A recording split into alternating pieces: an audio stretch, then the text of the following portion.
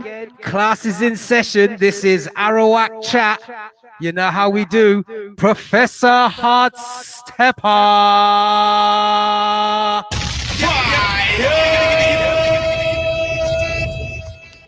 And yes, knocking at death's door, part 2.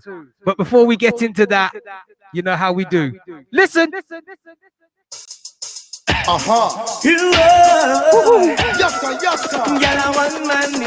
Originates. Them better know. Girl say oi, I sure say I'm a master. When they make a skin crawl. Say oi, I know say I'm gonna be bad. Feel your body man a Girl say oi, I sure say I'm a master. You must have time to pass. Say oi, I know say I'm gonna be bad. How much more you walk up and down the place, yeah? How will you got to start the chase, yeah? What kind of man you not go far with? Can't see your man now fuck the pics. Only man know about your life story. Son of man can't answer your hurry. Only tourists some for your glory. When him took you on a trip to Missouri, can't say oi. I sure say I'm a master. When they make a skin crawl. Say oi, I know say I'm gonna be bad. Feel your body man a pass. Say oi, I sure say I'm a master. You must have time to pass. Say oi, I know say I'm gonna be bad. From your man must the place, them say him a dip. When girl a look him, them say him a say, but the way how you smart girl you can't get. Cause your mama always tell you say you a from. She always warn you about them abuser. Empress Tolo. Hello. You're far from them drug user. And at the same time, my girl you cruiser. Can't say oi, I sure say I'm a master. When they make a skin crawl. Say oi, I know say I'm gonna be bad. Feel your body man a Can't pass. say oi, I sure say I'm a master. You must have time to pass. Say oi, I know say I'm gonna be bad. Can if I pressure you be pressure, never pressure them is here. Maintain your life and act like you don't care. Your man will swing up in and latest. Get to them to call them what that girl you How much don't more you care. walk up and down the place, yeah? How will you got to start the chase, yeah? What kind of man you not go far with? Cause me your man a fuck the big stuff. Only man who know about your life story. So no man can't answer your worry. Don't let worry some for your glory. When him took you on a trip to Missouri, can't say oi. I sure say I'm a master. When you make a skin crawl. Say oi, I know say I'm gonna be bad. Feel your body man a Can't pass. say oi, I sure say I'm a master. You must have time to pass. Say oi, I know say I'm gonna be bad. Can't say oi, I sure say I'm a master. When you make a skin crawl. Say oi, I know say I'm gonna be bad. Feel your body man a Can't pass. say oi, I sure say I'm a master. You must have time to pass. Once again, sounds of Tanto Metro and Devonte. Tune in titled Say Woi. Available all good music retailers and stockists. Make sure you go cop it. Shout out to Seeker of Truth. That was your tune, yeah? You know what? We'll bust out on the corner for you again one more time. You get me? As you know, it's a triple on the rocks. Here's the double. Them say a good girl is hard to find. I'm glad you're mine. But check this out, people. Alright, check it out. One thing me no want no girl we cause it pain. And I try get to my brain. Them the thing that we drive man insane. Insane, insane. Now me find a good girl to release the strain. She's a sweet, sexy dame. Love her so much till me can't explain. Girl, Your light that fire, Wow. burning so bright. Your light that fire, dynamite. Your light that fire, you make it so right. Your light that fire, girl. y'all you make me hot. You say what we not. The way you make me feel, baby don't stop. Girl forget me not. You are all I got. Yes it is real. Yo tell you what. Girl, I love the way you turn me on, me on. My heart is always there for you, Always there. for you. Girl, I love the way you keep me warm, me warm. I'm convinced that this love is Very real, convinced. is Empress Holbert, hello. To make you know, say, Your light and fire, burning so bright. Your light and fire, you light up my night. Your light and fire, you make it so right. Your light and fire, girl, you know I gotta let the world know what is going on, cause this is the story. Another girl walked through my door. I've been hurt once before, but you are the glory. I thank God every day when you did come my way, and you never ignore me. We make plans to go wet and siblings respect, and me say it up proudly. Girl, this is my song. your light and fire, Saga. burning so bright. Your light and fire, you light up my night. Your light and fire, you make it so right. Your light and fire, girl. One thing me no want no girl will cause me pain, and I try get to my brain. Them they think that we drive man insane, insane, insane. No me find a good girl to release the strain. She's a sweet, sexy dame. Love her so much till we can't explain, explain. Girl, Your light and fire, burning so bright. Burning. Your light and fire, you light up my night. Your light and fire, you make it so right. Your light and fire, girl, you know I gotta let the world know what is going on, cause this is the story. Another girl walked through my door. I've been hurt once before, but you are the glory. I thank God every day when you did come my way, and you never ignore me. We make plans to go wet and siblings respect, and me say it up proudly. Girl, this is my song. Your light and fire, burning so bright. Your light and fire, you light up my night. Your light and fire, you make it so right. Your light and fire, girl. Your light and fire, burning so Once again, sounds of Tanto Metro and Devonte. Tune in titled That. Available at all good music retailers and stockists. Make sure you go cop it. Heavy, heavy, heavy classic banger. Here's the triple, and then we're going to get into the class. Listen. No girl can't see me and cause problem.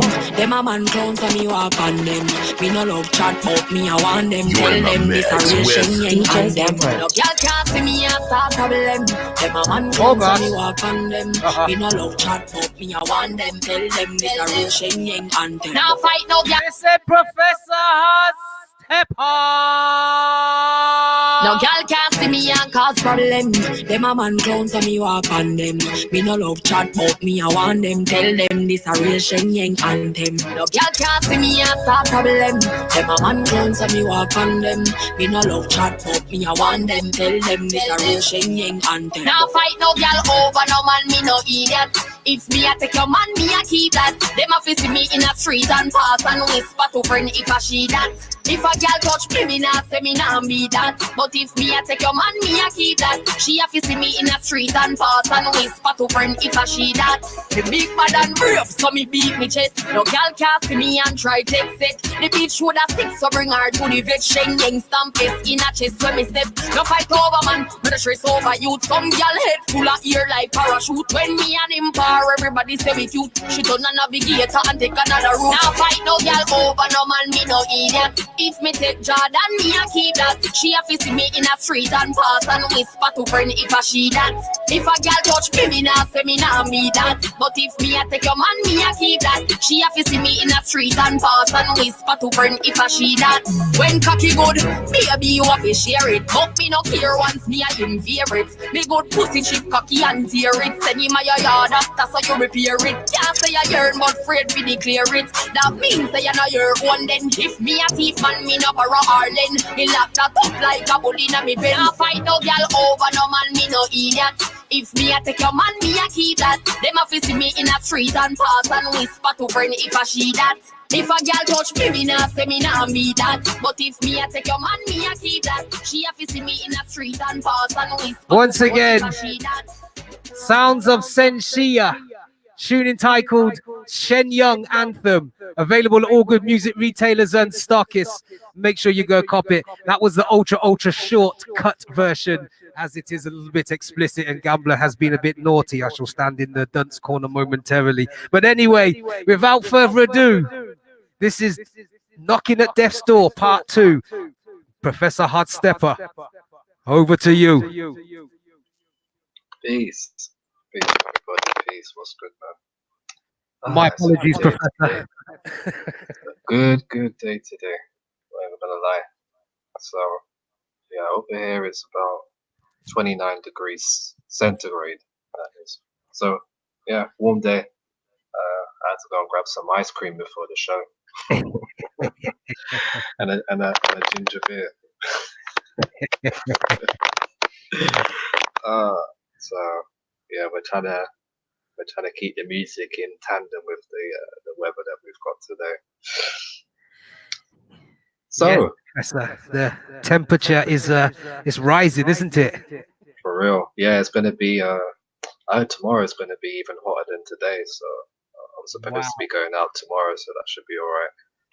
Well, it seems like it's a good weekend for us Origines.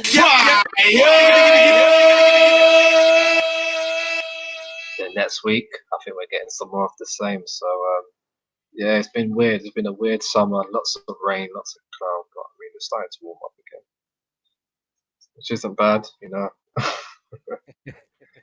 So shout out to the solar, man. Big ups, large For up, real. and And respect. shout out to Gambler. Shout out to the ICCC, and shout out to the live chat as well. So Big ups, salute. we have at the moment. Just get to the top. Okay, so first person to step in was Cherokee Tolu. Big ups, salute. Okay, followed by Seeker of Truth. Big ups, salute. Alright, then we had Original of the Empress Albert. Big ups, salute. Also got Nighthawk in here today. Big ups, salute. Got the Empress Lolly Star. Big ups, salute.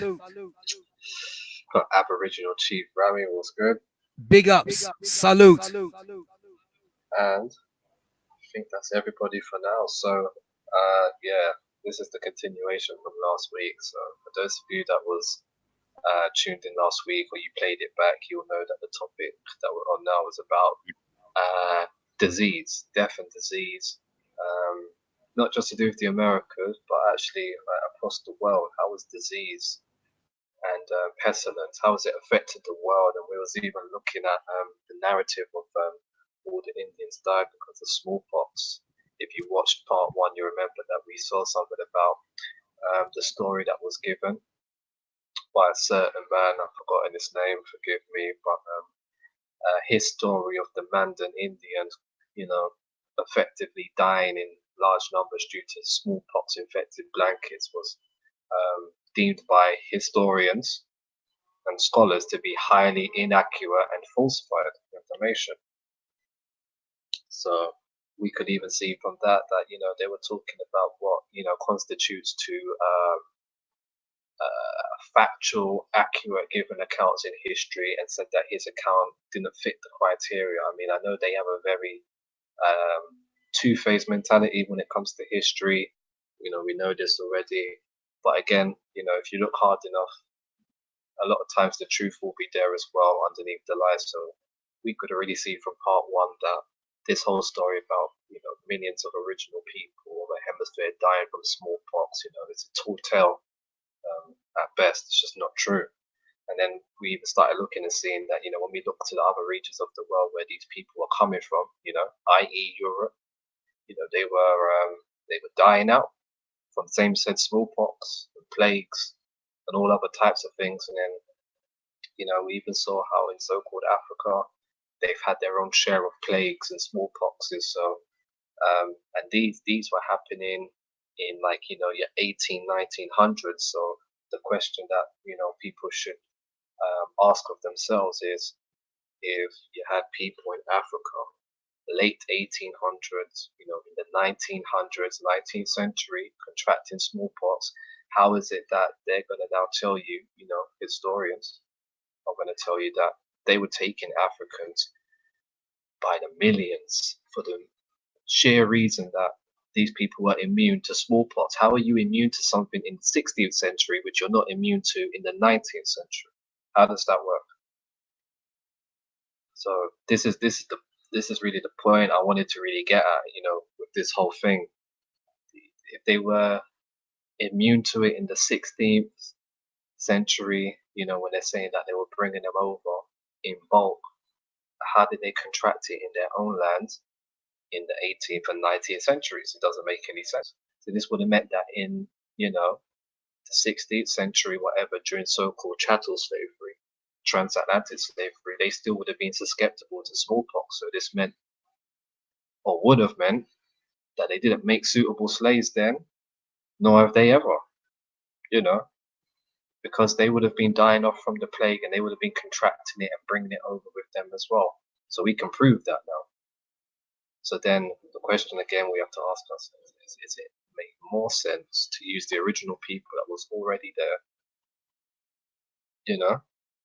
Because remember, all of these illnesses and diseases were not in the Americas already, they were brought over. There's still one which is up in the air, and that's malaria. I know Autochthonous one did a build about malaria as indigenous to the Americas. I do need to sit down and watch it and play it back. But a plant that people might want to go and look up, and I might even just touch on it on here, is a plant called cinchona. Again, this plant is from South America, and this was the earliest, you know, herb or root which was used for early pioneering of malaria medicine, that the Caucasians were, you know, highly invested in acquiring from the Americas for their own populations, such as Britain and the Netherlands and France. So again, you know, if these people were in such desperate need to save themselves from smallpox, how are they going to turn around and say that you know, or the original people was dying off from it, and they was dying off from it themselves? Exactly. So these are all the things that we're trying to explore in this particular episode, you know, to try and answer that, you know, that question for ourselves, so that by the end of it, you know, once we've really gone through this topic, the answer will be clear. And I know for a lot of people, the answer is probably clear already from part one, but you know, we're just going to keep going through it with a fine tooth comb. We're just going to keep seeing what other more things we can dig up and find. And shout out to Celestial Love who's in here as well. Shout out to the Emperors. Salute. Okay. So, what we'll do now, if we can go to the screen share now. Shout out to the Empress Carlene. Big ups. Salute. Let's do that right about now. And whilst Mr. Hotstep puts it into screen share mode, I'd like everybody to know that there will be no Lacono Corner tonight or Sunday. However, there will be a Lacono Corner on Monday. Watch out for the notifications. Professor, back to you. All right, so we're back to this book again, Encyclopedia of Plague and Pestilence by George C. Cone. This is what we left off with on part one, and we're going to continue digging through here. So let's go to page 55.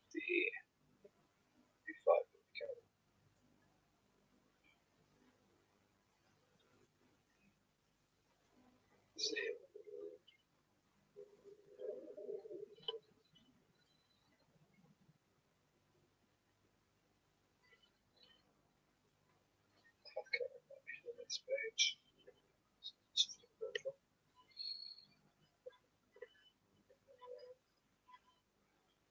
Yeah. This page, that's fine.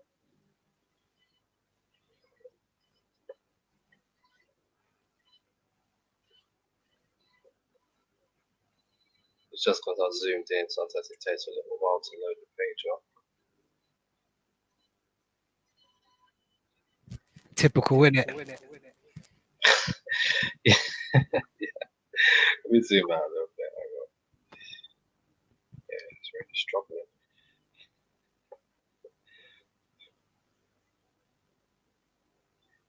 Not usually as bad as this though. Wait, this is new. Okay. Okay, it's coming through.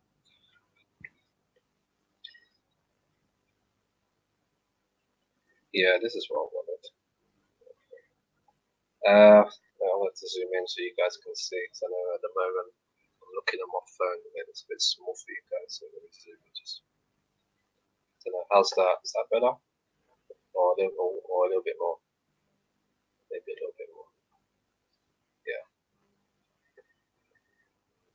All right. So another example we're gonna take a look at in this encyclopedia is Chadian smallpox epidemics of 1922 to 32. So Chad is in Africa, okay? Just to show you.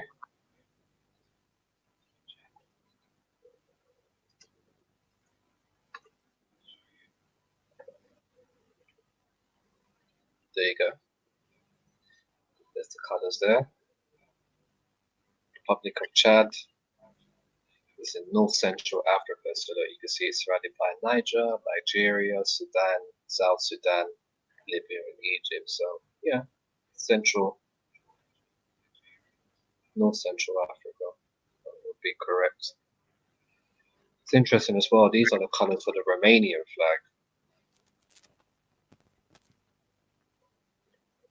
Yeah. Yeah. You noticed that? Yeah, I was gonna say. Oh man, I'm gonna have to post that on Instagram. This is what we're saying. Like there's more similarities between Africa and Europe than there is with Africa and the Americas. To be completely honest, yeah, this is not a coincidence. That's not an accident. Nope. Yeah, if you don't believe me, go and check the Romanian flag. Tell me if that's not the same thing. That's interesting. Why would it be similar to somewhere in Africa? We ain't got no flags like this. No, we don't. Of We got course. these colors, but not like this. You see what I mean? The design, not like that. But anyhow, so yeah, Chadian smallpox epidemics of 1922 to 32. So serious outbreaks of smallpox claiming at least 8,000 deaths among more than 40,000 infected in Chad in Central Africa. So according to the Sahara people who inhabited the area, the smallpox was endemic prior to French occupation in the late 17th century. So French colonial health records in the first part of the 1900s, although incomplete, indicate that the disease at times was as deadly as cerebrospinal meningitis and sleeping sickness. So it was bad. So French records of 1922 reported a severe outbreak of smallpox in Moisala in southern Chad. But how many were infected or the number of fatalities was not recorded. Some school children, 6 of them died, of the Sahara people contracted the disease in February and March 1924, supposedly following contact with an infected army wife stationed in Fort Lamy, also in N'Djamena, Chad's capital. Oops, sorry. In 1925, the region experienced a devastating smallpox epidemic when the disease erupted in the Sahara people's villages in Moyenchari, where about 6,000 among the 30,000 smallpox patients died.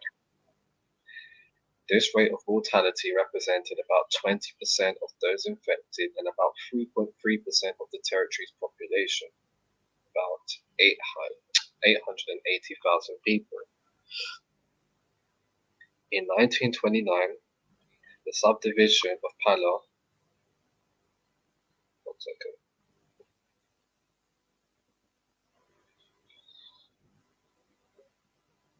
was hit by another smallpox epidemic, but how many were affected is not known. The smallpox virus caused many to be blinded and disfigured, and it had a serious side effect on pregnant Chadian women, frequently inducing abortions. Another local smallpox epidemic occurred in 1932 in the subdivision of Ngar, northeast of Fort Lamy. However, since some measures were taken to prevent the spread of the disease, Only 8 people perished out of the 52 who contracted it.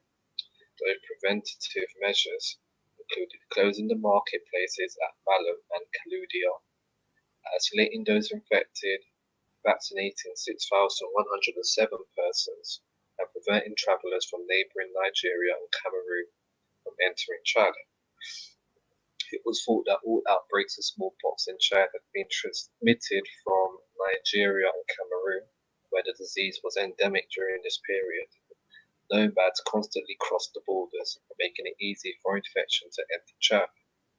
Smallpox requires only a breath to blow its variola virus from one human mouth to another, making it easy to transmit the infection.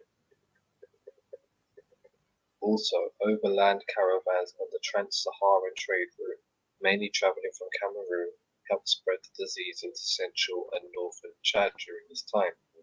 It is uncertain if smallpox was spread from Chad to other African lands.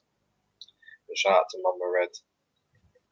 Big ups. Salute. So there you go. Smallpox in Chad, 1900s, killed thousands of people. So again, what Africans are they talking about that was 100% immune to smallpox in the 1700s when they said there was slavery going on?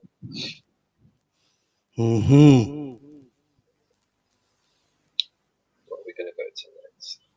Okay, 83 and 85. Let's do that.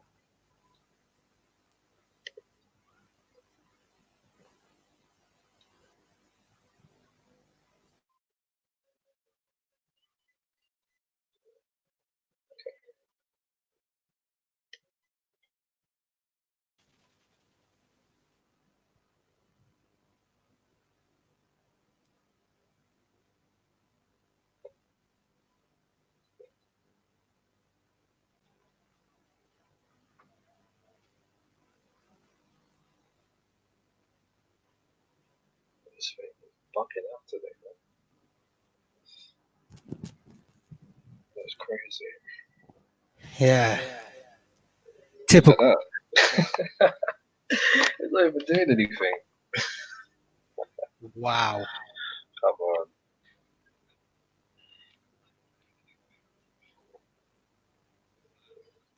Professor, you want to refresh the page? Pull it with filler in? Let me refresh it. Okay. Then if not, we'll have to get to plan B. Please bear with us. Ladies and gentlemen, please bear with us. Shout out to Michael as well. Big ups. Salute. Oh, look, there we go. It's just been temperamental, that's all. So, we want the English plays.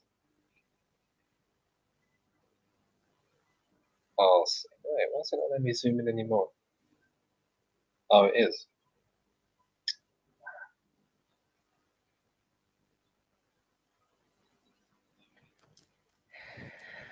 Just trying to slow down the inevitable. Yeah, typical.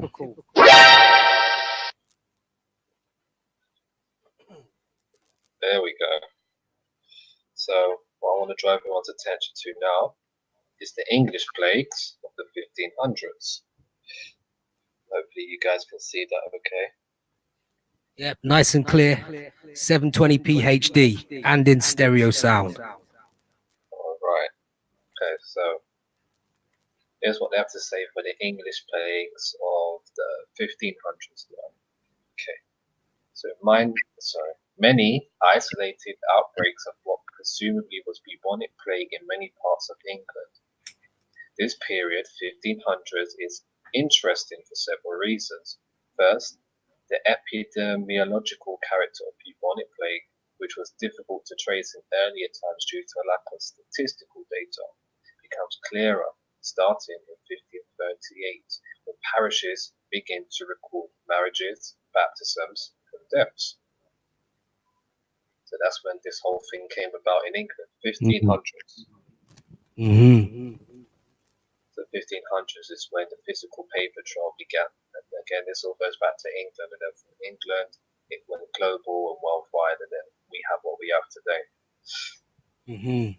when parishes begin to record marriages, baptisms, and deaths. So burial records, although they seldom noted the alleged cause of death, allow the historian to assess seasonal mortality and thereby to make informed guesses at the type of disease involved in a given epidemic.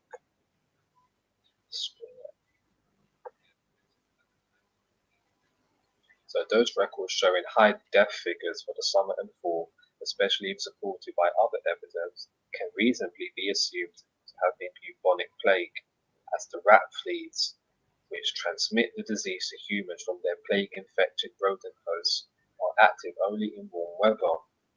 Other diseases occur mainly in warm weather too. So caution must be used when labeling a given epidemic as plague if conclusive evidence is lacking. It becomes apparent that unlike other infectious diseases that usually affect widespread areas at once, plague often erupts in a given locality and spreads no farther, or if it does, travels only slowly and hazardly to its next locale. Human disease of plague is first of all dependent upon the rat disease, which must be present in the rat population of a given city or village. In order for bubonic plague to spread, plague-carrying rat fleas or infected rats must be passively transported, embedded in clothing or in merchandise as people and goods move from place to place. Plague was often introduced into seaports and river ports by rats coming ashore from ships that brought them from plague-infected places. It is possible that some rats actively travelled about and settled in new habitats. Burial records tell us that, especially in the early part of the century, throughout the 1520s, later 1530s, 1540s, and later 1550s, one town or another in England experienced an outbreak, severe or slight, of plague. London was afflicted by what was probably plague at least a dozen times in the years preceding the institution of parochial record keeping, after which the identification of bubonic plague becomes certain. In 1543, London was severely stricken by an epidemic that was probably plague, and again in 1547, 1548, and 1549. Other important local outbreaks throughout England during this time include Shrewsbury in 1536, Chester and parts of Devonshire in 1537, York and Hull in 1538, Bristol, Dover, Rye, and the north of England in 1544, Portsmouth in 1545, parts of Northamptonshire, Devonshire, and Wiltshire in 1546, Cornwall in 1547, Lincoln in 1549, Bristol in 1551. Many towns of the Thames Valley experienced plague in 1520 and 1536. Cambridge was afflicted many times during these decades, particularly in 1513 and the late 1520s. It is during this period that civil authorities became more and more active in their efforts to control disease. Their policies reflected the current beliefs about the spread of disease, and because these policies were a device for all and any diseases, they also revealed that one disease was still largely undifferentiated from another. In 1518, Londoners exposed to plague, which may have meant bubonic plague specifically or another pestilence, were ordered to stay at home and to carry a white rod 4 feet long if they must go out. Infected houses were closed up and marked with bundles of straw for 40 days. In 1535, in response to a disease that probably was not plague, garbage was ordered to be carted away regularly. A wise regulation for general hygiene and effective in abating some infectious diseases, but of little importance in combating plague. To help avoid contagion, again, of use for some diseases but not for plague, public events were cancelled, court terms adjourned, and even attendance at church was discouraged because of the crowding involved. London's severe mortality in 1543 prompted additional measures, including the airing of clothing worn by infected persons, the destruction of dogs, which were believed to spread disease, and the burial of plague victims in deeper graves to prevent corruption of the air from their decaying bodies. Wow. Yeah, mad, isn't it? Social conscience was demonstrated in order to provide care for sick individuals turned out of households, a measure that appeared with increasing frequency throughout the later 1500s. Among the many medical tracts and sermons concerning the horrible plague of the pestilence, perhaps the most popular, which saw about 15 editions between 1539 and 1580, was the mirror of glass of health necessary and needful for every person to look in that will keep their body from the sickness of the pestilence. Although these works provided much needed comfort and hope, they contain the same ineffectual kitchen remedies, theories of corrupted airs, and ideas about divine and cosmological causes that have been current for centuries and would continue to be so until the advent of modern medical science. So here we go. After 1492, you have British 1500s battling illness, severe illness, having to call off church and court adjournings and dig deep in graves and all these things just to combat it. A shout out to Empress Copper Fox, who's good. Big ups. Salute. First Lady at ICCC. And look, now we can even go on to the English smallpox epidemic of 1751 to 53. So again, reoccurring illness in Europe. So most extensive and fatal outbreaks of smallpox in England until that time. This nationwide epidemic began in London in December 1751, where it caused more than 3,500 deaths in the following year. By the spring of 1752, the disease began to spread to many areas of England.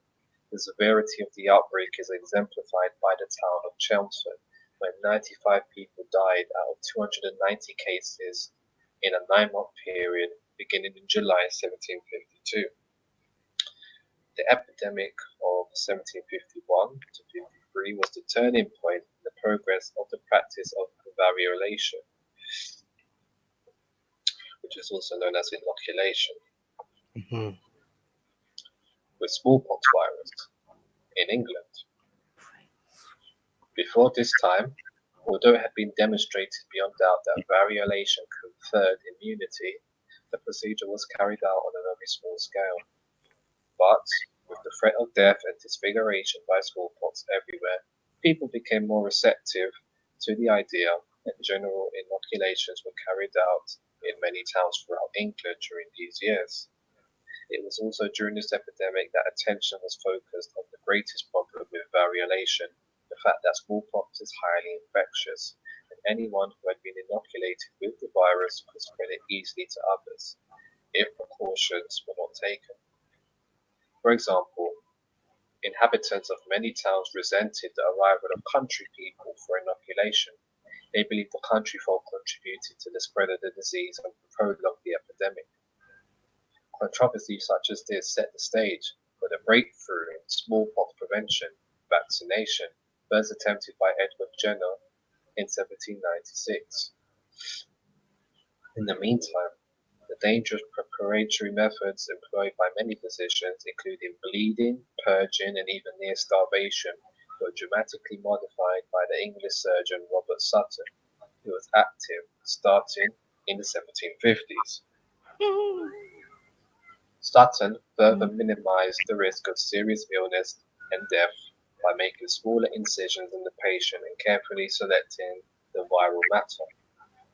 These safer practices were further developed by Sutton's son, Daniel, who was instrumental in popularizing variolation and thus protecting many thousands of people from the dreaded disease. Endorsement of the procedure was given by Britain's College of Physicians in 1755, largely in acknowledgement of its success during the tragic epidemic of 1751 to 53. Okay.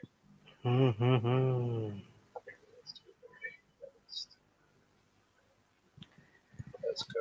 Boy, Professor, all this disease and pestilence, you know, riddling this country that me and you are in right now, yeah. And I'm just, you know, like you say, how could they do certain things at certain time frames? Just makes no sense. So somebody's lying. Yeah. Anyway, I digress. Let's go to let me go back. Let me track back.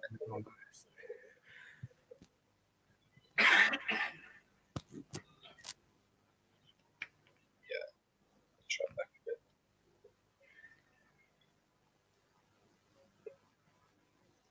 Oh, shout out to Seeker, she just came back.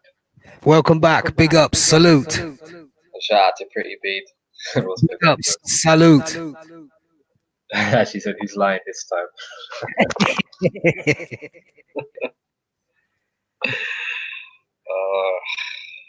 Same old people, I'm afraid. Historians. Yes, I say pretty mean, Olgo. It'd be those dastardly pale folks once again. Yes, lying in the history books. If I say that Napoleon said something, his history is a lie agreed upon. Yes, quite.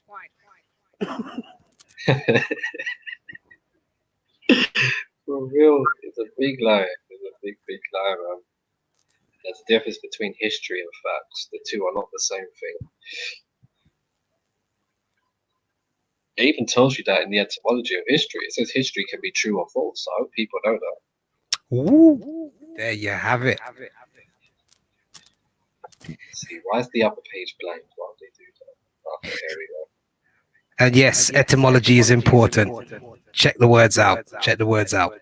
Try and break this linguistic lexicon that we're in. Easier said than done. And I'm trying it myself. And even I mess up. But anyway. All right, there's one I meant to show you before I went so far forward. This is the Cape Colony and Cape Town smallpox epidemic of 1713. So, the first outbreak of smallpox to ravage the Dutch-held Cape Colony and Cape Town in South Africa. By means of soiled clothing belonging to sailors and passengers who were recovered from smallpox on a voyage from eastern India, the disease was introduced to the region when their vessel moored in Cape Town's harbour, Table Bay, in early 1713. Lack of quarantine regulations allowed their clothing to be sent to the slave quarters of the Dutch East India Company to be washed. The first victims of the disease were the washerwomen, who soon spread it among the rest of the slaves.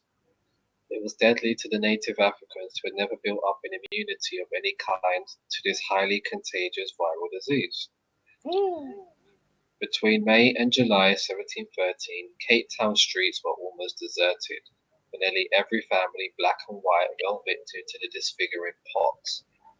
European settlers often did without firewood because their slaves were far too ill with high fevers and skin sores to cut down trees. Exactly how many perished from the disease is not known.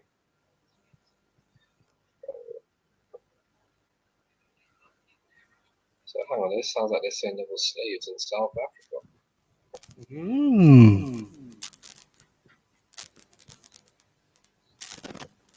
So again, why would they ship them all the way somewhere else? But you could just make slaves of them in their own land without moving them anywhere. To which, of course, Professor, you get. Right. They're literally telling you here. But the natives suffered much more severely than the Europeans. Entire native Hottentot villages were wiped out.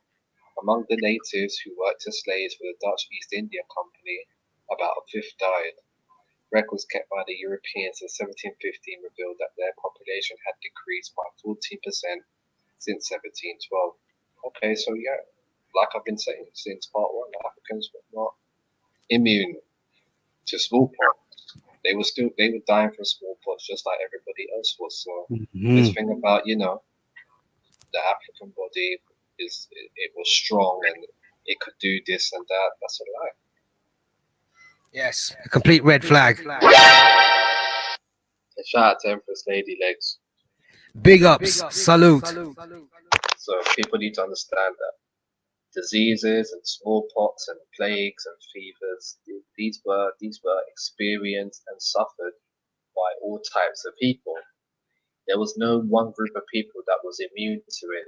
That's a myth. That's a myth. Back then, anyhow, it's a myth. Nobody was illness free, germ free.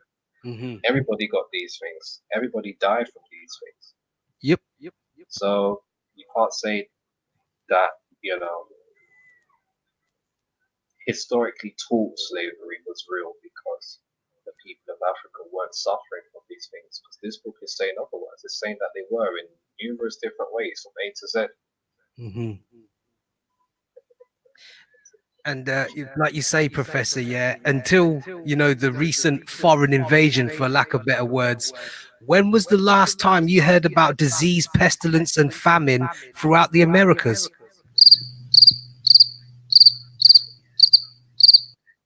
Yeah, because what they're showing us is that these things all started in the Eastern Hemisphere. Then when it comes to the Americas, they always tell you these things came by ship.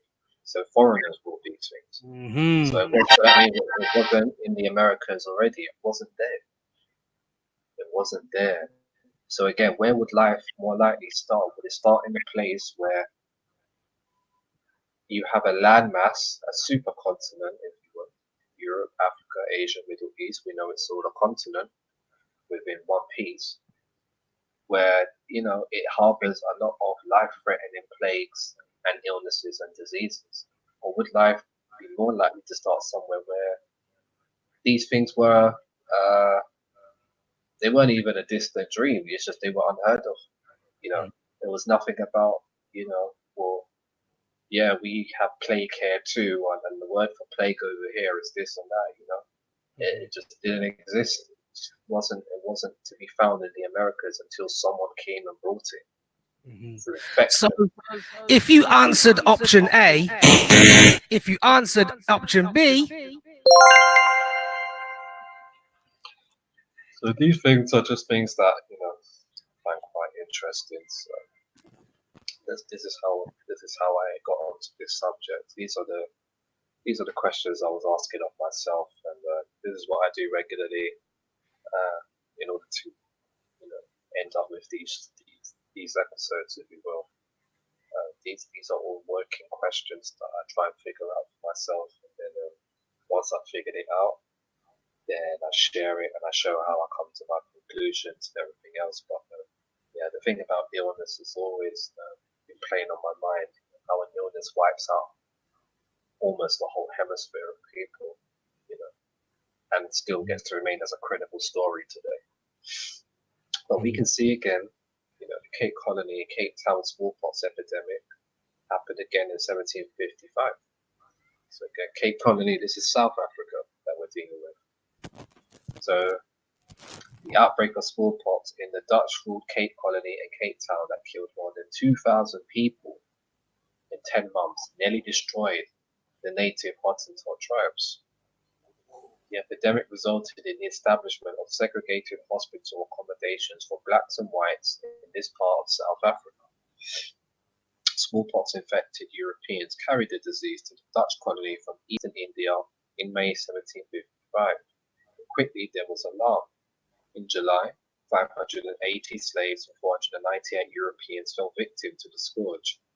Fearing that the sick would be concealed, the Cape authorities ordered all townspeople, under threat of severe punishment, to report all cases of smallpox. The dead were speedily buried in their contaminated clothing within 24 hours of death. A foul stench reportedly filled the air when the depth of burial was reduced. Corpses were buried above corpses not yet decomposed after existing burial grounds had filled to capacity. So again, a lot of death, a lot of destruction. Some physicians believed the disease was being spread by African slaves who lived in European households. This led to separate emergency hospitals for whites and natives. So again, look, they're showing you that there was so-called slavery internally in Africa. Facts. But coincidentally, where there was pale Europeans at. So somebody from South Africa is more than likely going to be able to have a slave past to tell you about compared to, say, Nigeria or Ghana. Because we know the pale Europeans were definitely going into South Africa like that. Yep. And we know that they were reclassifying the people as well. We can prove this as well, that it did happen there, apartheid. Yeah. Apartheid happened in South Africa. This wasn't synonymous with the whole continent. So again, we need to be, there's all different types of slavery. You got to be specific. Which type are you talking about and which type of people was it happening to? So some physicians believe the disease was being spread by African slaves who lived in European households. This led to separate emergency hospitals for whites and natives. But segregation did not curb the epidemic, which by October the 31st, 1755, had claimed nearly 500 European lives, and more than that number of slaves. Most who survived were either disfigured or blinded. The disease also spread outside the colony to the north into the Great Namakwaland, which is southern Namibia, where it claimed countless more native lives, especially Hottentots. Little Namakwaland was to the south in the Cape area. According to native reports, most of the people who lived on the land located between the Kei and Bashi rivers perished in the 1755 smallpox epidemic, which they called gall fever. Smallpox finally disappeared from the Cape Colony in March 1756. On April the 7th, prayers and fasting were observed on a day of thanksgiving for deliverance from the pestilence. Professor, just one thing. I noticed what it said gall fever. Now, correct me if I'm wrong, was not modern day France called Gaul in the past? I think it was GAUL. Yeah. Even though it's not spelt the same, but you know, the same gall fever. Just wondering if that's an indicator where it all stemmed from. Just saying, just want to put that one out there. From France, yeah, it might have done. Because we know about when the Empresses did one of their shows a little while back, and it was shown about how they was acting in France, the pale Europeans, so to speak. Yeah. You know, their unhygienic ways, for lack of better words. But I digress. Professor, back to you. No worries. I'll read this one again, this page, to do with the Cape Colony. So now we have another smallpox epidemic of 1882 to 85. So smallpox outburst that reportedly struck at least 2,300 persons, killing 649 Bantu blacks and 51 Europeans, disfiguring nearly all and blinding many of those who survived. Afterward, a law was enacted that made vaccination and notification of infectious disease mandatory in the Cape Colony and its capital, Cape Town.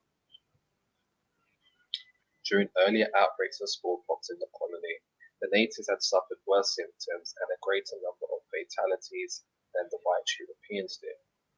The disease had almost annihilated the Hottentot people by the close of the 18th century. They continued to visit the Cape region every 7th or 10th year. In 1840, a fourth of the population of Cape Town, which the British had taken from the Dutch in 1806, was stricken with the pox, which apparently had been brought there by some infected Malay people. With the outbreak of the epidemic in the British-ruled Cape Colony in May 1882, the sanitary inspector of Kimberley, home of the rich diamond mines, became fearful that the infection would spread among the mine workers. He enlisted Dr. Hans Suhr to initiate medical examinations at the Modder River, where a quarantine depot was set up, about 30 miles from Kimberley. Each person arriving there from the south was examined for smallpox, and vaccinations were given to those needing them. Those who refused were placed in quarantine for 6 weeks. Because this procedure and the vaccinations were illegal at the time, Dr. Suhr was accused in court of assault. While carrying on his work at the Moda River, he spotted 14 smallpox cases and continued until no further cases were reported from Cape Town. Similar controls had not been established over persons entering the Cape Colony from the north, and a group of sick Africans from what is now Mozambique nearly succeeded in entering Kimberley. Some concerned whites detained them at Felstairs Farm, where a team of physicians shortly examined them on orders from Kimberley's civil commissioner, and stated they were not sick with smallpox. To confirm this, the Cape Colony government recalled Dr. Sir, who diagnosed the cases as definitely being smallpox. The physicians had falsified their reports to the mining authorities, who were afraid their Bantu workers would flee if news of the disease was heard. Furthermore, many people did not want the mines closed for economic reasons, and thus they failed to report smallpox cases in the community. The epidemic escalated throughout 1885 and lasted late into 1885. So the Cape medical profession's reputation was tarnished, and Dr. Saw became involved in questionable court proceedings and legal actions concerning libel, assault, and homicide. Nonetheless, his pressure on the government, his so-called smallpox war, brought about passage of the Public Health Act of 1883, making vaccination and notification of all infectious diseases compulsory in the Cape area. All right. So I think we'll go to a music break now, and then when we come back, we're going to jump back into the encyclopedia again, and we'll keep it moving. And as we slide over to the bar for some light refreshments, it's a double on the rocks. Listen. DJ Energy. Sitting round the table, drinking red label, waiting for us to go bum, tick tock, bump up, and everything round a back. Like me the pan, me bike back, me drop, catch it clean, me flat. Bump no scar, no the pan, tick to the top. No stop, tick tock, pan it, me know if it tick tock. Tick pan it, me know if it tick tock, tick tick to the top. Tick to the top, boom, tick tock, tick tick tock, boom, tick tock, tick tock, pan it, me know if it tick tock, tick tock, pan it, me no slack. Me a grand bad coming off the body top, boom, tick tock, pan it, me a body top, make up a face. Hot girl 10 feet up, boom, tick tock, pan it, me a body top. Grand bad coming off the body top, boom, tick tock, pan it, me a body top, make up a face. Hot girl 10 feet up, boom, tick tock, pan it, me a body top. Bend over like me, the pan a big bite, tick tock to the side 'cause I that the man like. Now fear bump and joke like fight do it. So the man give me ticky like Nike to the top. No stop, tick tock, pan it, me know if it tick tock. Tick pan it, me know if it tick tock. Tick tick to the top, me know if it tick tock. Tick to the top, boom tick tock. Tick tick tock, boom tick tock. Tick tock pan it, me know if it tick tock. Tick tock pan it, me no slack. Kick like the hand pan it, like 6:15. Girl can't do me style, she can't do my tricks. Some girl a carry style like dog we carry ticks. Hair makeup and everything, wow, tick to the top. No slack, tick tock pan it, me know if it tick tock. Tick pan it, me know if it tick tock. Tick tick to the top, me know if it tick tock. Tick to the top, boom tick tock. Tick tick tock, boom tick tock. Tick tock pan it, me know if it tick tock. Tick tock pan it, me no slack. Oh oh oh oh, bump up and everything round a back. Like with the pan, the bike back, me drop catch it clean. No slack, no bump, no scar, no the pan. Tick to the top. No slack, tick tock, pan it, me know if it tick tock. Tick pan it, me know if it tick tock. Tick tick to the top, me know if it tick tock. Tick to the top, boom tick tock. Tick tick tock, boom tick tock. Tick tock, pan it, me know if it tick tock. Tick tock, pan it, me no slack. Me a grand bad coming off the body top, boom tick tock, pan it, me a body top. Make up a face, hot girl 10 feet up, boom tick tock, pan it, me a body top. Grand bad coming off the body top, boom tick tock, pan it, me a body top. Make up a face, hot girl 10 feet up, boom tick tock, pan it, me a body top. DJ Energy. Once again, Sounds of Spice, tune entitled Tic Tac, available at all good music retailers and stockists. Make sure you go cop it. And that was the clean version that I played. You can imagine that other one would be suitable for Locono Corner. But anyway, here's the double. This is carnival time. Free your mind. Party. Leave your worries behind. Take a wine. Party.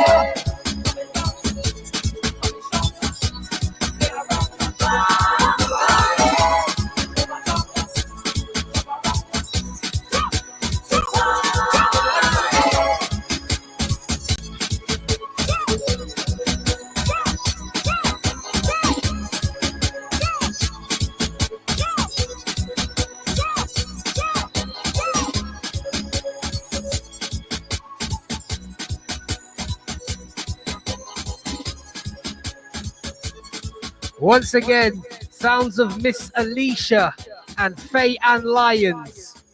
Tune entitled Party. Available at all good music retailers and stockists. Make sure you go cop it.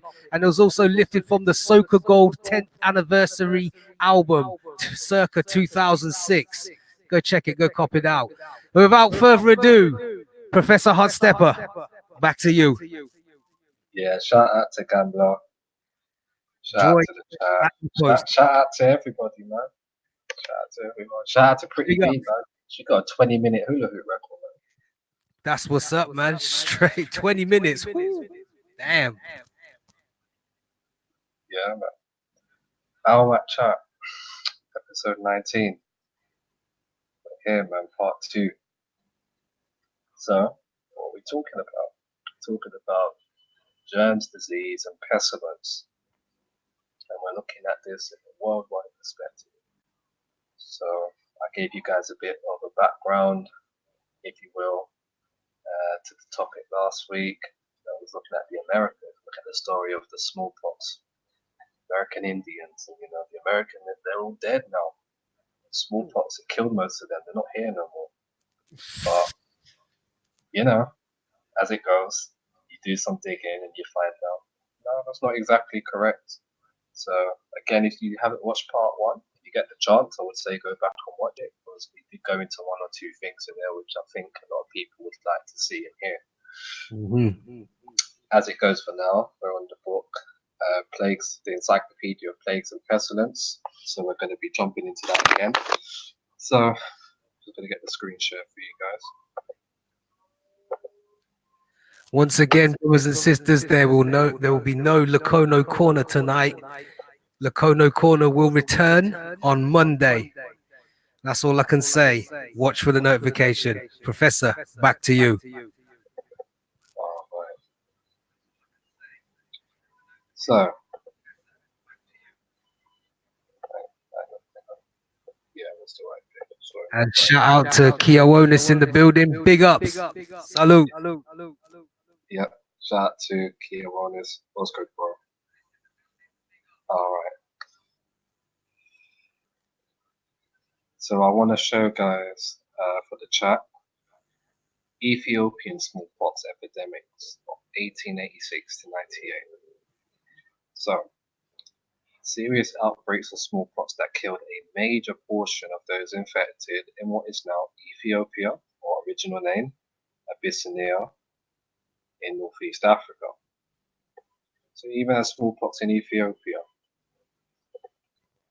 So like I'm trying to say, this smallpox thing, it was everywhere. So people think that smallpox was, it was just the Europeans that had it. No, everyone had smallpox in the Eastern Hemisphere. Mm-hmm. It traveled, they're telling you, it traveled by infected rats or infected fleas, and these rats and fleas getting on board boats because, rats and fleas travel. Yep. They are migratory animals. They're always on the move. They were getting onto ships. Ships was carrying them to other parts of the world, to other parts of the East. And they were taking the disease to there, infecting the people there, and then eventually they would start coming to the Americas and bringing that stuff over there with them. So this thing was everywhere. So after the first recorded smallpox outbreak in Ethiopia in 1768, the disease erupted epidemically 7 times prior to 1886, when it severely struck Adwa, a major town in Tigray province in northern Ethiopia. Out of Adowa's population of about 7,000 people, there were some 500 deaths, 300 of children under age 14. Most of the Ethiopian smallpox victims were disfigured with pockmarks and scars, a common effect of the virulent virus on most infected Africans. From Adowa, the epidemic moved eastward into the regions of Gojam and Amara, and southward into the province of Shoa or Shiwa.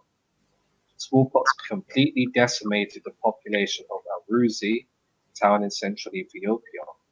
The western part of Eritrea, a region along the Red Sea, was so badly struck that the Mansabet Abraha tribe living there lost about 700 people, and later referred to 1886 as the year of smallpox in their language. The disease was also especially severe in the eastern Ethiopian city of Harar, where it was prevalent during the next 12 years. Fatalities from smallpox were particularly high during the Great Famine, the result of the serious epidemic of cattle disease in 1889 to 1891. In addition, smallpox was spread during the war the Ethiopians were waging on their western borders against the Mahdists, a fanatical Muslim sect in the Sudan. Ethiopia's new emperor, Menelik II, saw some 3,000 men out of his army of about 20,000 die from smallpox and other diseases during their march south from Tigray to Shoa in late 1889 and early 1890. During this period of famine, war, and disease, Italian forces advanced into Eritrea to establish a colony there. Unhealthy conditions led to an even higher incidence of smallpox in Ethiopia, especially in the larger towns, and preventive measures were established, such as closing the road from Addis Ababa to Ankoba and preventing trade caravans from entering major cities during the epidemic in 1892. Other measures of prevention were harsher, such as the removal of smallpox victims from their houses and leaving them to die from exposure to sun, rain, and cold, or to be devoured by hyenas. Crazy. Burning of victims' clothing in houses was another common practice. Superstitions also played a considerable role in prevention. In Tigray, no males were allowed anywhere near a smallpox patient, for it was believed that all interactions, including sexual intercourse, while God was angry with them, would increase illness in self-judgment from God. At the time, doctors inoculated with the smallpox virus, or variolation, which was an often compulsory method of fighting disease in Ethiopia, and a considerable number of human deaths occurred because of this practice.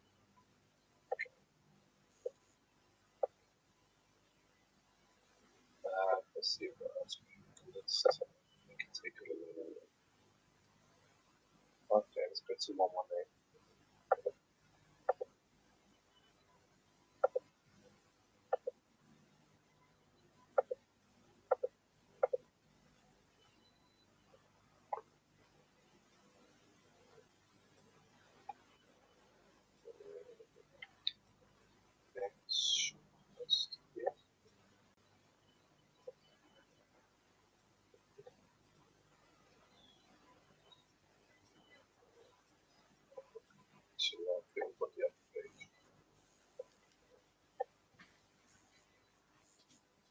Yeah. So let's start here.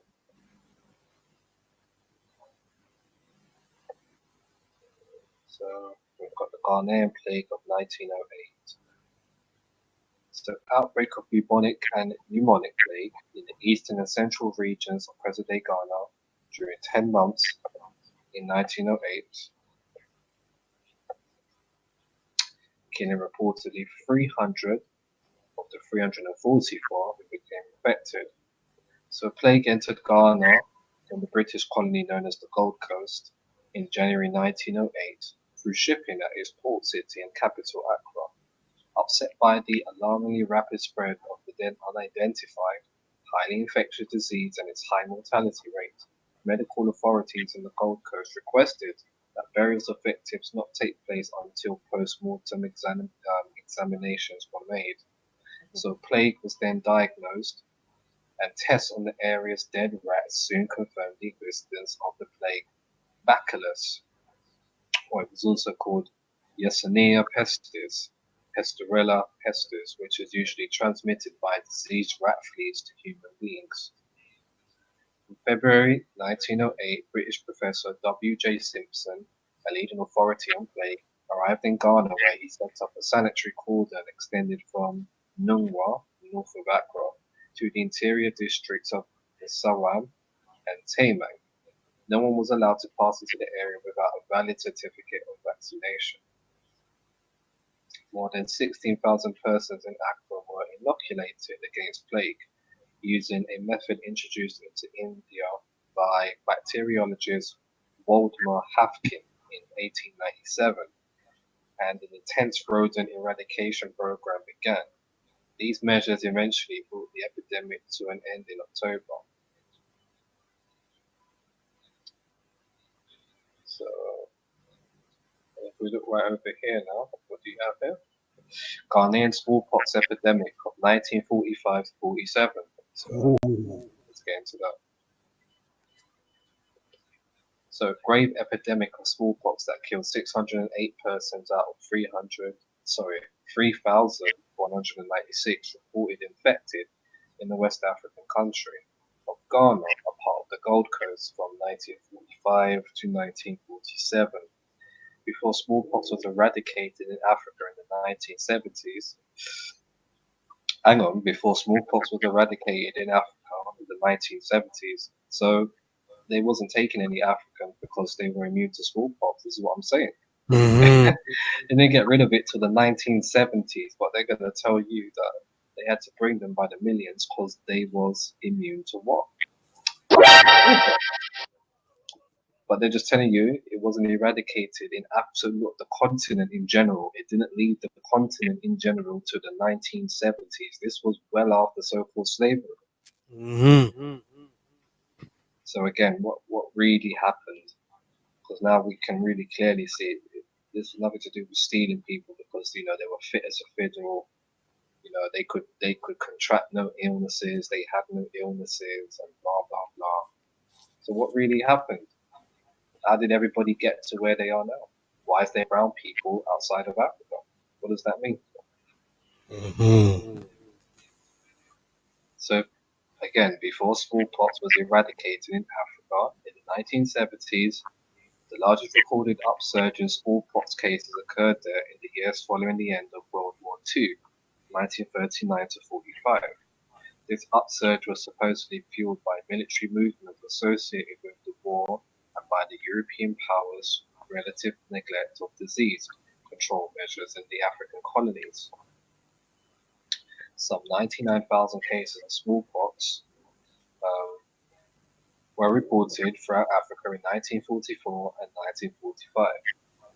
Ghana, then under British control, reported 143 cases and 38 deaths from smallpox in 1944.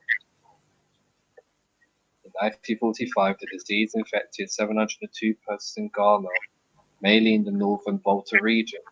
Although adults were immune because of previous smallpox infection, all age groups contracted the dreaded pox, which is one of the most communicable of all diseases. The transmission of smallpox requires only a human breath to blow the variola or smallpox virus from one mouth to another. And smallpox can be carried by articles touched by a victim, by persons who visit a patient, and even by a diseased corpse. Death commonly occurs between the 8th and 15th day after contracting the disease, if untreated, and results from overwhelming toxemia or hemorrhaging. In 1945, there were 128 fatalities from smallpox in Ghana, a mortality rate of more than 18%. Natives of Ghana have suffered from smallpox since the late 15th century. And a common method for treatment after the 18th century was variolation. So again, 15th century, I'm kind of sure, is that around when they said, they were beginning to start slavery? Yeah, that's a big red flag. Yeah.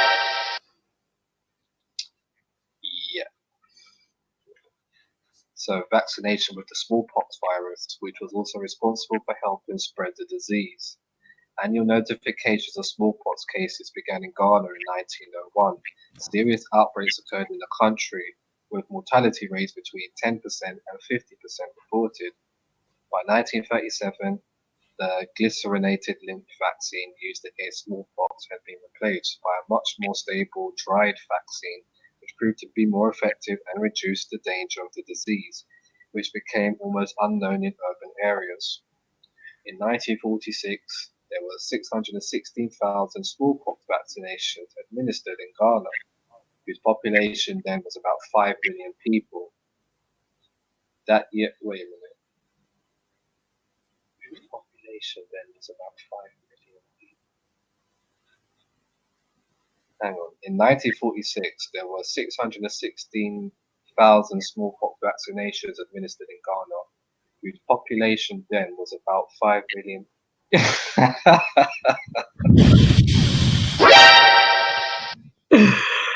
Oh, I wish a certain somebody could watch this right now. They're saying in 1946 there was 5 million people in Ghana. This is crazy. Yo, what happened to the 30 million you stole? What about the millions that jumped overboard, got eaten by sharks? I knew this book was going to be good, though. This is crazy. Hang on, 1946, there was only 5 million people in Ghana? 5 million people was in Ghana in the early 1900s. This is crazy, man. But you think they stole about 3, 5, 10, 20, 150 million people, right? Oh, man. This is too good.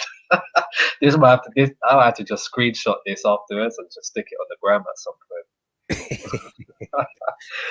Yo, all you people that say that we're Ghanaian descendants, I don't know what you're talking about, man. Once again, follow the professor on Instagram. Type in Copper Hot Step. Copper Hot Step. Type that in. Instagram.com. Yeah, well, add the new. Well, you can add the old account if you want, but I can't use it anymore. But you can still get some gems from there while it's still up. Yeah, I would suggest people follow that first account. Do it. Yeah. So again, on the 24th of August 2019, we found out that there was only 5 million people in Ghana in 1946. We don't even really have to say anything else. Crazy. So, with about the same number of vaccinations in 1947, Ghana had 848 or 852 cases, most of which occurred as in 1946 in the northern Volta region and the most serious in the east along the southern part of the Ghana-Togo border and in the Kita and Ho districts, with the disease spread into the Aquapim Ridge, thus threatening Accra, Ghana's capital. In 1947, there were 169 deaths from smallpox, including 56 in the district of Buku and 79 in the nearby districts of Narongo and Zurungu in northeastern Ghana. More than 1.5 million smallpox vaccinations were performed in Ghana in 1948, and the fatality rate was considerably lower among the 1,262 cases recorded. When a moderate smallpox outbreak occurred along the southern part of the Ghana-Togo border in 1948, a vaccination campaign was undertaken jointly by the health authorities of both countries.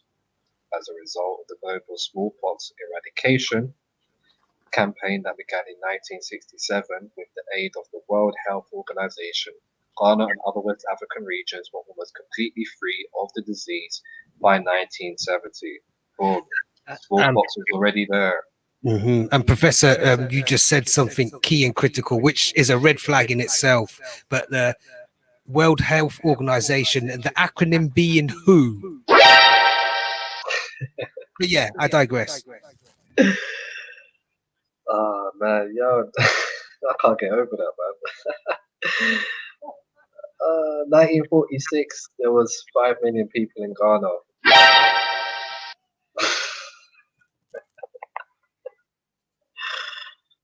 Oh man, people played themselves, man. Played yourself.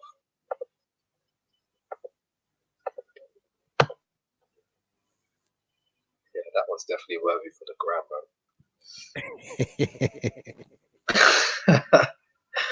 It said 5 million. Right, what have we got here? So look, now we're going to the Guinean smallpox epidemic of 1967. So outburst of smallpox variola in the West African Republic of Guinea from January through April 1967. Most of the 1,529 persons reported infected were under age 15 and lived in small villages in Guinea's southwest region, near the northern districts of neighboring Sierra Leone. Guinea and Sierra Leone had the two highest variola attack rates in the world at the time. So smallpox was high in Africa. It wasn't low. So again, they weren't stealing people because they was immune to smallpox. That's not what happened. Smallpox was most likely introduced into Guinea by Islamic invaders after the 8th century. Thereafter, periodic outbreaks were reported in the region, which became the colony of French Guinea in 1893. Between 1926 and 1966, there were more than 134,000 smallpox infections and over 64,000 deaths from the disease, with the most suffering during Guinea's dry season, November to March. Wow. 60,000. Yeah. And this is 1900s. This is happening. So modern times. So how were they surviving before all of this, pioneering in medicine? If they were dying in the tens of thousands in the 1900s, where they're saying they was just starting to make medical breakthroughs in science, how were they dealing with it before that? To which, of course, Professor,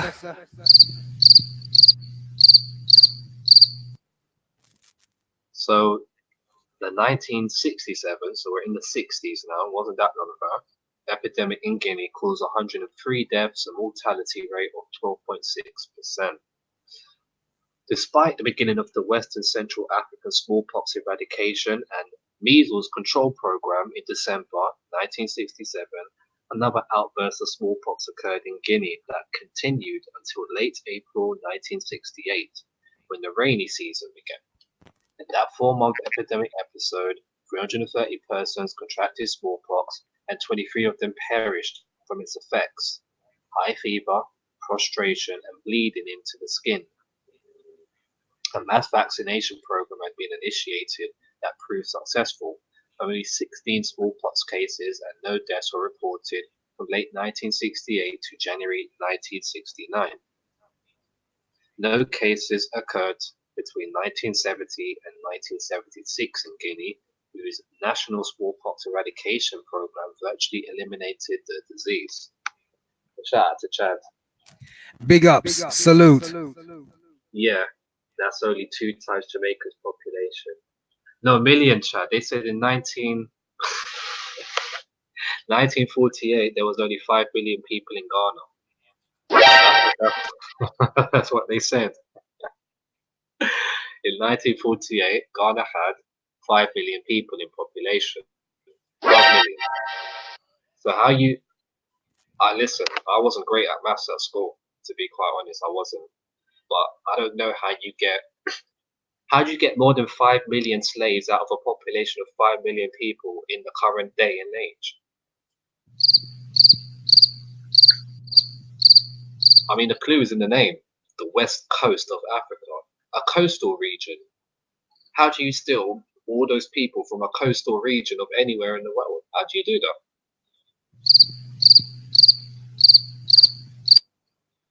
Crazy. You know what? I'll read one more and then we'll go to a break. So let's go to 153. Let's go to 153.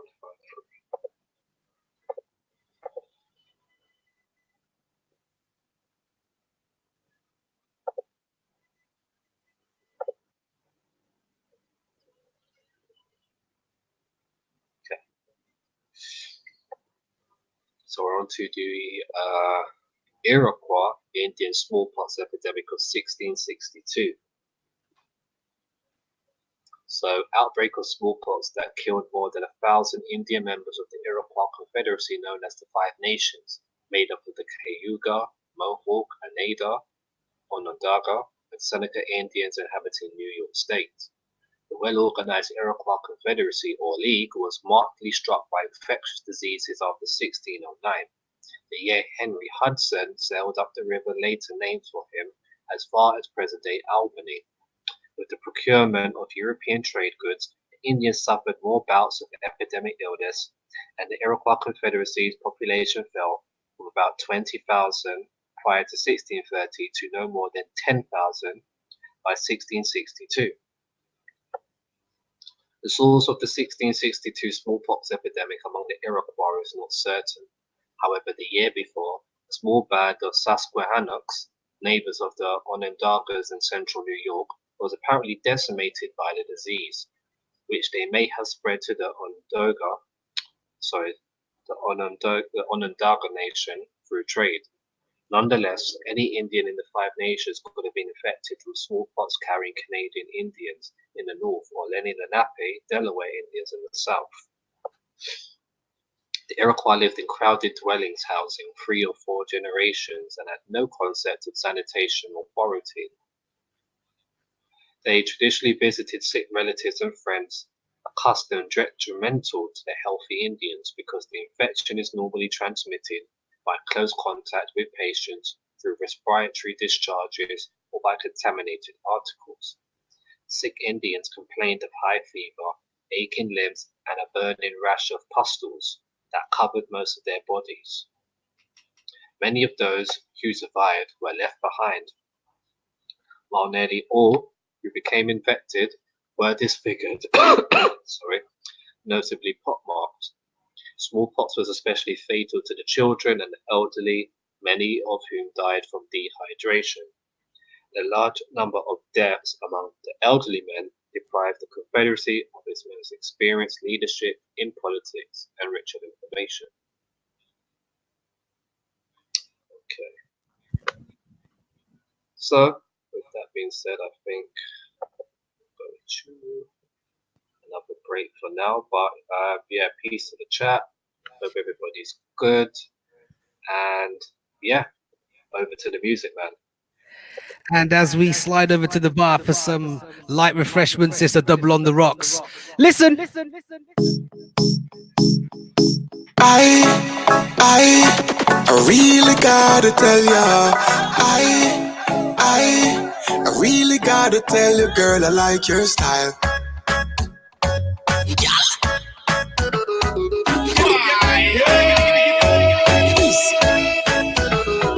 Wait them on, just shake up your body.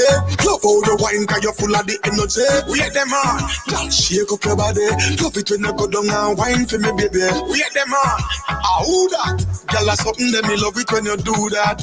Wait them on, who that? Girl, your bumper big, me spotted from a few blocks. Hey baby, say I gotta tell you, yes I gotta tell you, nothing above you, me love you so much. Girl, I know your body so attractive and you make my body active every time you start me up, it's like zoom. Girl, where you get your body from, me want to touch your body. Zoom. All eyes on you when you are shake it. Wait them on, just shake up your body. Love how you wine, cause you're full of the energy. Wait them on, just shake up your body. Love it when you go down and wine for me, baby. Wait them on, who that? Girl, that's something that me love it when you do that. Wait them on, who that? Girl, your bumper big, me spotted from a few blocks. Peace. Got a few things to say to you, girl. I love your style and I love the sexy things you do. When you wind your waist, girl, it's like I'm getting deja vu. I know I met you in my dreams once before. It must be you, girl. I like the way you set it off. In all your sexy lingerie, you need to get it off. The very moment when you take it off, girl, whenever you get that body there, zoom. Girl, where you get your body from, me want to touch your body. Zoom. All eyes on you when you are shake it. Wait them on, just shake up your body. Love how you wine, cause you're full of the energy. Wait them on, just shake up your body. Love it when you go down and wine for me, baby. Wait them on, who that? Girl, that's something that me love it when you do that. Wait them on, who that? Girl, your bumper big, me spotted from a few blocks.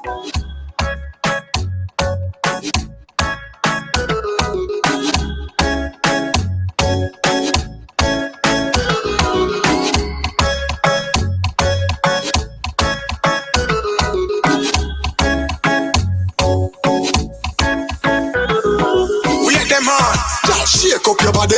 Love how you wine, cause you're full of the energy. We hit them on. Girl, shake up your body. Love it when you go down and wine for me, baby. We hit them on. Who that? Girl, that's something that me love it when you do that. We hit them on. Who that? Girl, your bumper big, me spot it from a few blocks.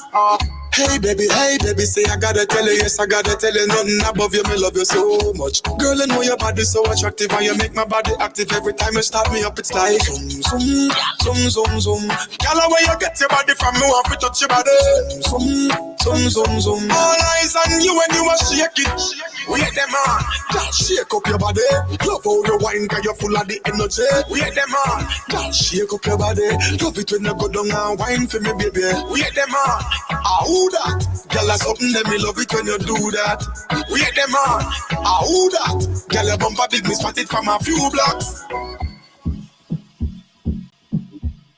Once again, sounds of Mr. Busy Signal.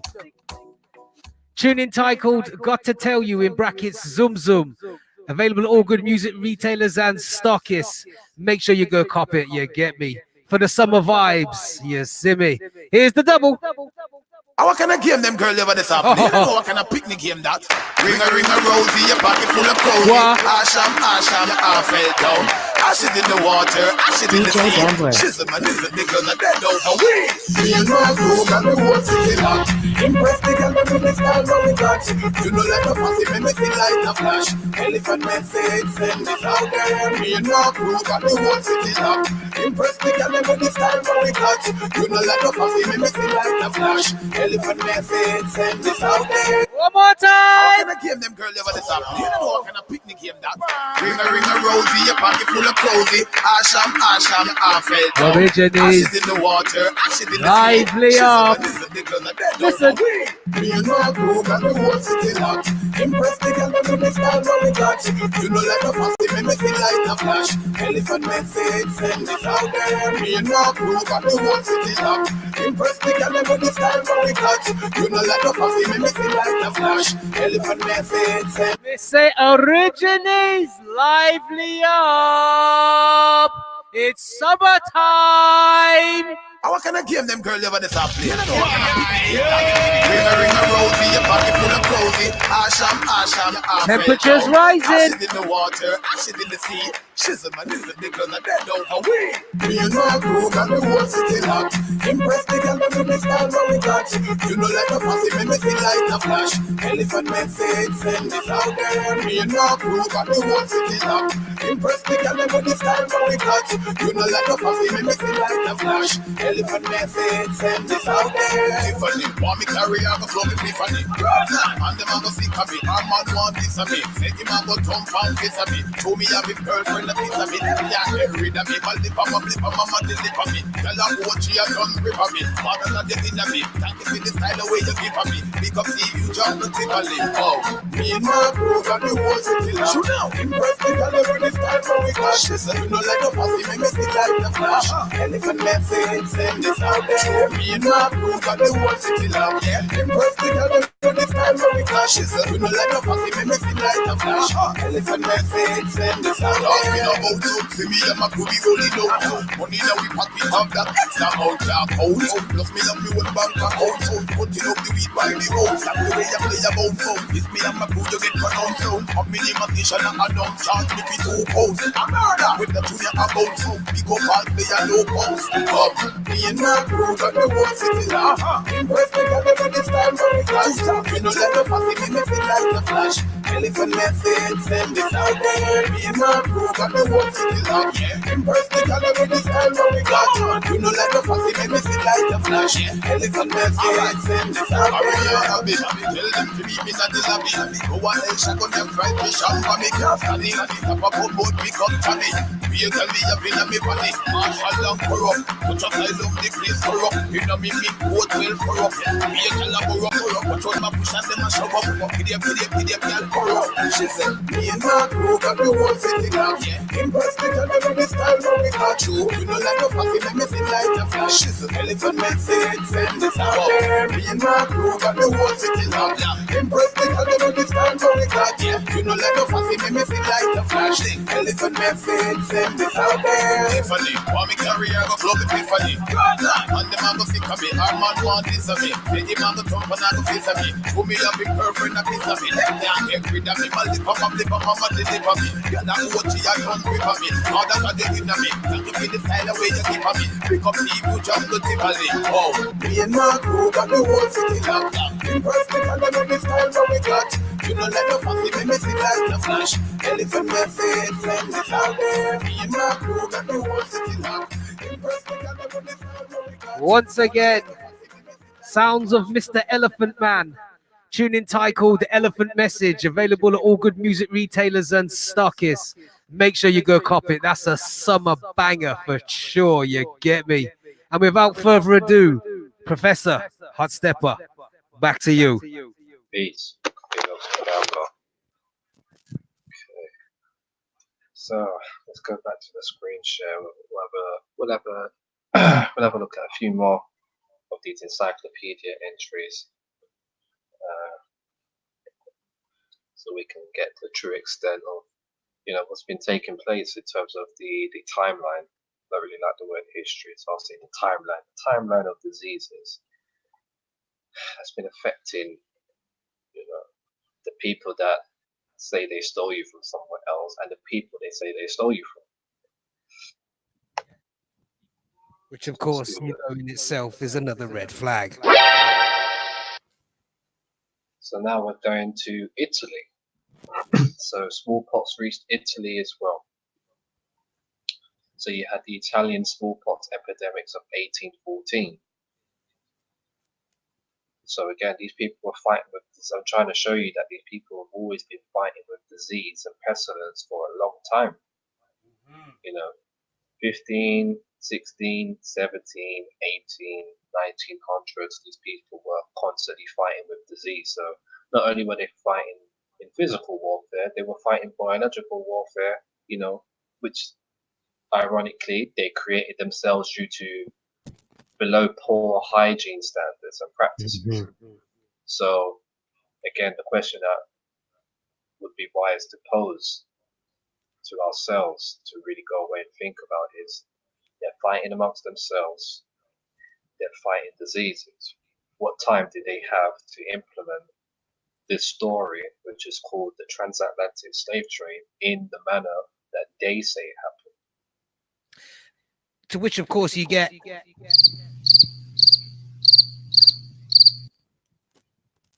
So all we're really doing is we're just making sense of what happened. We're just having a look at what happened and using uncommon sense to figure out what did happen versus what was told happened. Because what we were told happened and what happened are not the same thing. And not just this book, there's too many books to name where it's very easy to see this stuff. But we always need a range of different angles that we can go by for this. So, And once again, don't forget when Arawak chat revision session comes up, the professor will be dropping all the gems, all the goodies, all the links. Stay tuned. Definitely. So, variola outbreaks that affected thousands of people, mainly in Italy's northern region of Lombardy, as well as in Rome. As French Emperor Napoleon I hold on Italy weakened in 1813, invading Austrian forces carried the smallpox virus with them to the Duchy of Milan, the commercial center of Lombardy, which suffered an outbreak the following year. Thousands of Milanese were vaccinated in a process employed by a Milanese scientist, Luigi Sacco, who had been using it since discovering natural cowpox infections in area cattle in 1800. Smallpox spread eastward to Cremona, another duchy in Lombardy. However, Sacco's arm-to-arm cowpox vaccine had a dangerous side effect. Other diseases could be transmitted in the process, such as syphilis and erysipelas, acute skin infection. That fear was realized in Cremona in 1814, where 63 children in the rural village of Rivolta received vaccinations with material taken from the vaccine or pustule of an infant thought to be healthy but carrying syphilis, caused by a spirochete single-celled spiral germ. 44 of the vaccinated children contracted overt syphilis, and several immediately died of it. It also spread to some of the victims' mothers and nurses. So, the movement of infected Austrian troops spread smallpox to other northern Italian cities such as Brescia, Mantua, Parma, and Modena. Precautions to fight the disease varied from almost nothing to serious measures, such as in Rome, where the Pope endorsed vaccination in 1814 after a serious outbreak that year. Despite the dangers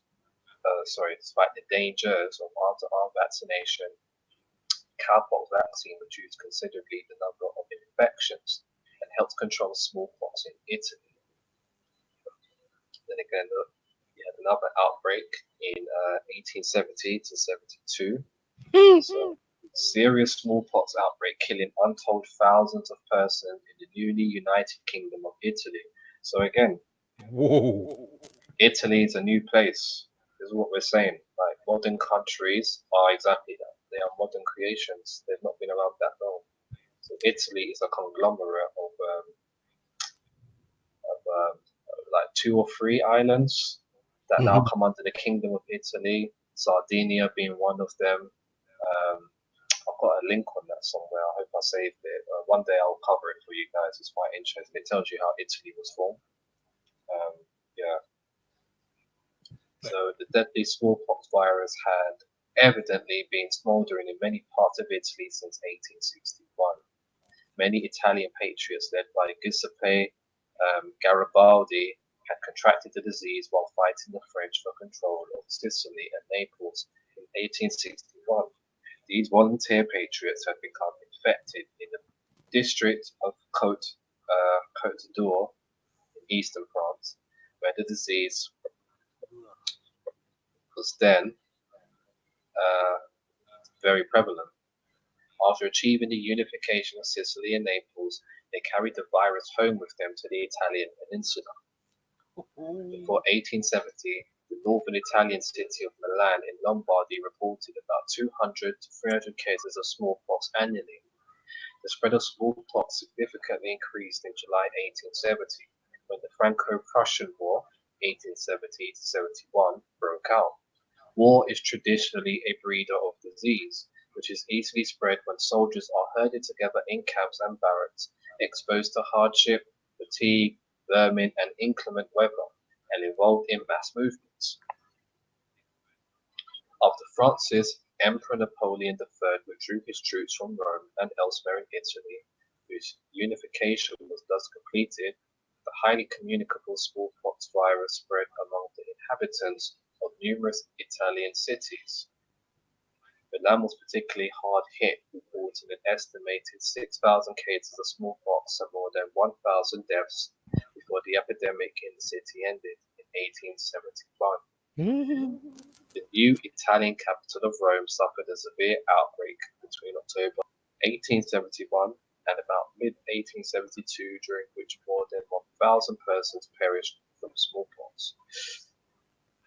Variolation, inoculation with the smallpox virus, had long been practiced in Italy, but was replaced in 1798 with Edward Jenner's more effective method of inoculation with cowpox. However, neither the germ for smallpox nor the immunity process of vaccination, Jenner's method, was clearly understood in much of Italy in 1870. Vaccination with Jenner's vaccine, which cannot be transmitted to a second subject, was entirely voluntary in Italy during its time. Smallpox continued to be a serious problem in the country into the early years of the 20th century.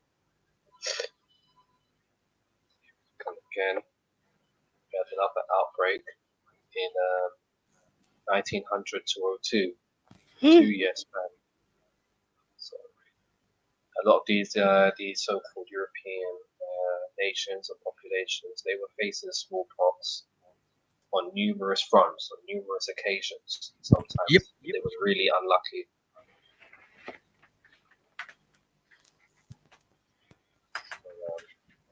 let's get into this now. So, outbreak of smallpox, known medically as variola, that claimed the lives of almost a quarter of the 60,532 persons reported infected. It struck especially severely in the major Italian cities of Genoa, Milan, Naples, and Rome. This ancient European scourge, a disease known to have afflicted Italy since the 6th century AD, had become endemic in regions of the country by the 16th century. Outbreaks began to occur sporadically and in the following centuries. The highly contagious viral disease, which is transmitted directly from person to person through respiratory discharges and by contaminated material, claimed nearly 50,000 Italian lives. During a serious 3-year-long outbreak throughout the country, 1887 to 89, that's only 3 years. So again, that's a lot of people, but you still have Italians here today. They're not an extinct people. You can go to Italy and go meet them if you want. And I'm sure there's plenty of them that live in North America as well. You can see them there. So why are they not all dead? Why are they not all gone? I mean, we know that pale Europeans they were born an ethnic minority, of this world.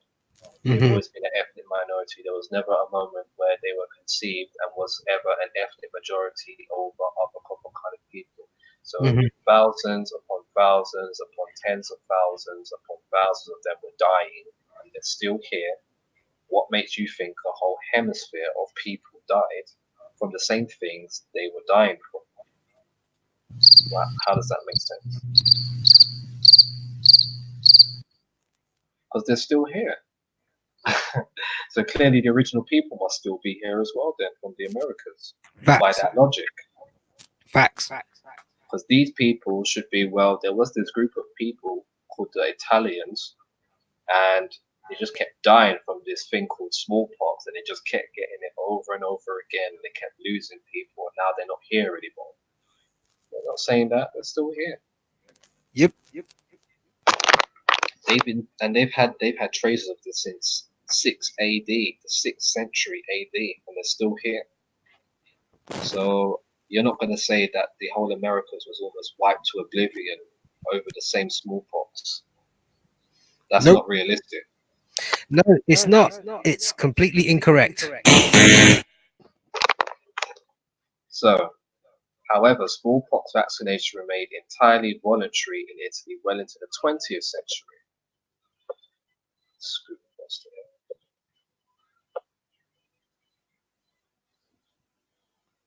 Despite the Italians' general endorsement, since the early 1800s of English physician Edward Jenner's cowpox vaccine as a deterrent. Confusion about the efficacy of the smallpox vaccine helped the anti-vaccinationist movement, which raised questions about the duration of immunity, among other things.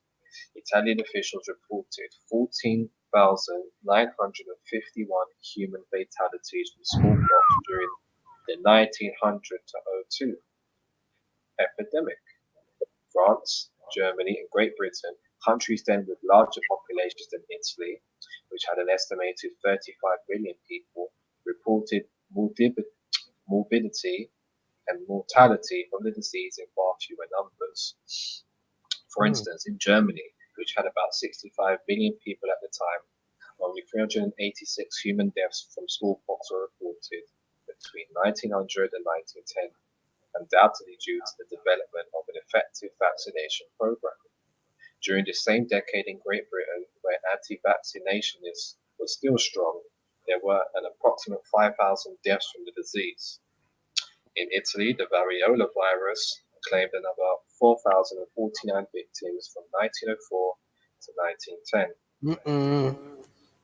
It would take the devastating Italian smallpox epidemic of 1920 to 21 before Italian authorities would undertake mass smallpox vaccination and thus free the country from the disease's ravages. And look, they got it again in 1920 to 21. Wow.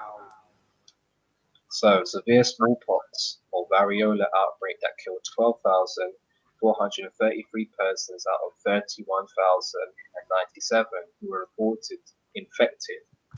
This highly contagious viral disease, which is transmitted normally by close contact with patients through respiratory discharges, had been prevalent in Russia, Poland, and parts of Austria-Hungary during World War I, 1914 to 18. 6 soldiers returning home after the war brought the disease back to Italy. During World War I, smallpox had not been an epidemic among the Italian military forces, who had been vaccinated. However, being in contact with various populations in which the disease was prevalent caused a number of infections and some deaths among the soldiers in combat. Enough of the smallpox virus was present in bodies and clothing of the returning Italian soldiers to constitute a serious threat to the Italian civilian population by 1920.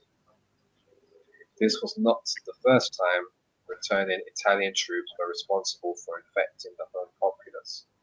In 1870, volunteer patriots of General Giuseppe Garibaldi, working to unite Italy, brought smallpox into Italy from France. Oh, Professor, can you say that last piece again, please?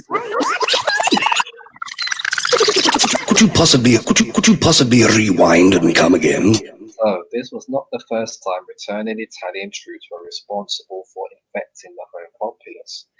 In 1870, volunteer patriots of General Giuseppe Garibaldi, working to unite Italy, brought smallpox into Italy from France. I say, Professor, old boy, great Scott! I do believe my deductions were correct. It comes from France. I say we're going to have to do something about those dastardly French scallywag frogs, I say. Yes, quite. You know what? For next week, because we're definitely going to have to do a part 3, I'll see if I can find some information in France for you guys ahead of time. So, yeah, Gambler, le François. Ah oui, sacré bleu. Oh no, they ain't told you that this stuff originated in the Americas. Don't have them things unless somebody brings it. So, during the first 2 decades of the 20th century, there were approximately 18,000 human deaths from smallpox in Italy, whose population was not well vaccinated despite the introduction of compulsory vaccination in parts of the country since 1806. In 1920, Italy was especially hard hit by smallpox, recording 26,453 cases and 11,073 deaths. Ooh. Mass vaccinations in 1921 reduced smallpox morbidity incidence of disease to 4,644 reported cases, total fatalities to 1,360.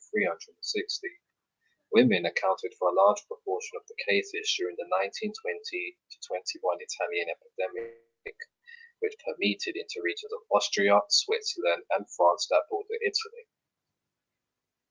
Many of the 1,740 smallpox infections that were reported in well-vaccinated Germany in 1920 to 21 were among Italian visitors to that country. Italy had only 534 cases of smallpox, with 37 fatalities in 1922. For the next 20 years, the morbidity continued to decline dramatically. No cases were reported for many of those years. In 1943 and 1944, during World War II, an upsurge occurred when a total of 5,704 smallpox infections were reported in the country. So, they've only recently just started to clean themselves up with this whole epidemic thing. Mm-hmm. They only really just got out of the danger zone yesterday with this whole thing. So, again, we think on that as a principle. Clearly, they wasn't, charging around the world doing the things that they're saying they were doing. Were they going around the world? Yes, but were they doing everything they said they did? Not likely. No. Another red flag. What else else can we show you guys? Okay, we can go to 177.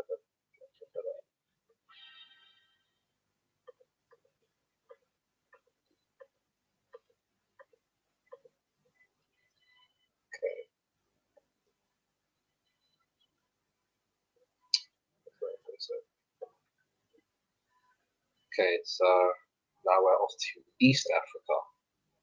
So we've seen smallpox in West Africa, we've seen it in South Africa, and now we can see it was in East Africa as well. So you had the Kenyan smallpox epidemic of 1897 to 99. So catastrophic outbreak of smallpox that infected untold thousands of natives in the British East Africa Protectorate. In some Kenyan regions, particularly in the interior, fatality rate was higher than 40% due to the lack of immunity to the disease, as well as the limited amount of Edward Jenner's smallpox vaccine available. Smallpox first appeared in Kenya in the southern coastal city of Mombasa, about 1300, apparently arriving aboard trading vessels from India, China, or Arabia. So again, this thing was widespread. Other parts of Kenya remained free of smallpox until the 1800s, when the Arab-dominated slave trade brought infected slaves into the newly established colonies in East Africa. The construction of the first railroad in East Africa, 1896 to 1901, played an important role in the transmission of this highly contagious viral disease into Kenya's interior. As tracks were laid from Mombasa inland to Lake Victoria and Uganda, the smallpox scourge was brought to these remote regions. See, this is a thing I've always been trying to ask. It's like, if everything was in Africa, why were the plantations all in Africa? You know, why were there plantations in the Americas, and why would you send them all the way to the Americas? If you was making slaves of them through the Arab slave trade, you know, what was going on in South Africa, for example, you already had them on the land, so you don't need to move them anywhere else. So then why wouldn't this just apply in the Americas? And, you know, why wouldn't they just make use of the people that was already there? But then they tell you, we did do that. We did make use of the people that was already there. It was called the American Indian slave trade. You know, the 13 colonies, the Southeast, cotton, tobacco, indigo, rice, all of these things, cotton. So who are the American Indians who were part of the American Indian slave trade then? Because it wasn't, you know, it wasn't natives. So you tell me who they was using.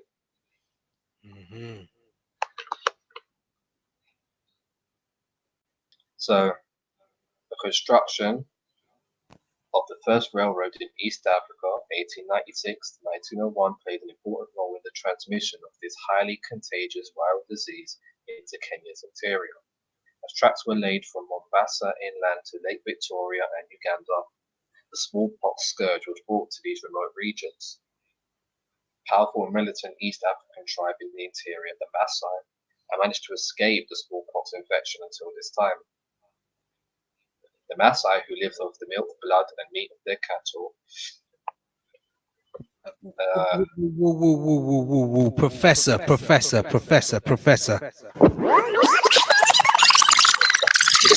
Could you possibly rewind and come again? So it says the Maasai, who lived off the milk, blood, and meat of their cattle.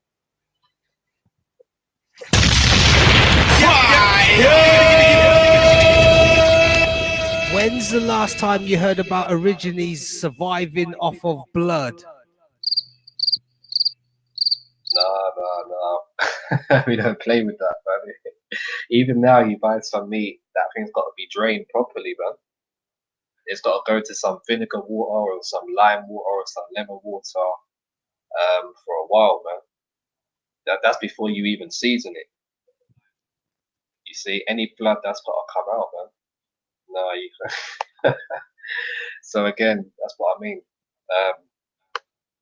If you're from there, there's a saying: "When in Rome, do as the Romans do." Right. So everything you do is very unique to yourself. You don't have any trace of what any other group of people in this realm practice. practice or do. So again, what does that mean? Where does your culture come from? Where does your mentality and your mind state? Who and where do you get that from? What group of people do you inherit that mentality from? Origines. Exactly. So yeah, that's crazy. I mean, yeah, I heard stories, man, but you know, when you just see it, it's another thing. But yeah, so the Maasai who lived off the milk, blood, and meat of their cattle had earlier, about 1893, been severely weakened by a terrible outbreak of rinderpest, also called cattle plague, an acute viral intestinal disease of cattle and sometimes sheep and goats and wild game animals. Smallpox struck the weakened Maasai and wiped out about 3/4 of them by 1899. 3/4. About the same time, another tribe of pastoralists, the Kikuyu, who lived in the remote highlands north of Nairobi, Kenya's capital, was seriously attacked by the disease. In the Kiambu district, the mortality rate among the Kikuyus was 70%. From the Kikuyus, the virus spread south into the German protectorate of Tanganyika, or Tanzania. And those Kikuyus who survived the epidemic fled to Fort Hall and elsewhere to escape the horrible ravages of smallpox, disfigurement, and blindness. By 1902, many of the Kikuyu had still not returned to the Kiambu Highlands. Abandonment of their land may have made it easier for the British to settle this region. In 1898, the epidemic struck Mombasa, whose native African population was more seriously infected than the European and Indian populations during the following year. By 1899, half a dozen native villages in northern Kenya were gravely depopulated, including the Rendle tribe, which was nearly exterminated by smallpox.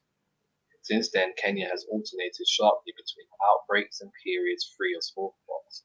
In 1943 to 45, the populace suffered many infections and a 31% mortality rate. But here they stand today and they're still alive. So again, what does that mean? What does that mean for the Americas? Well, when you take this story of disease and death, what does it mean? Let's go to 182.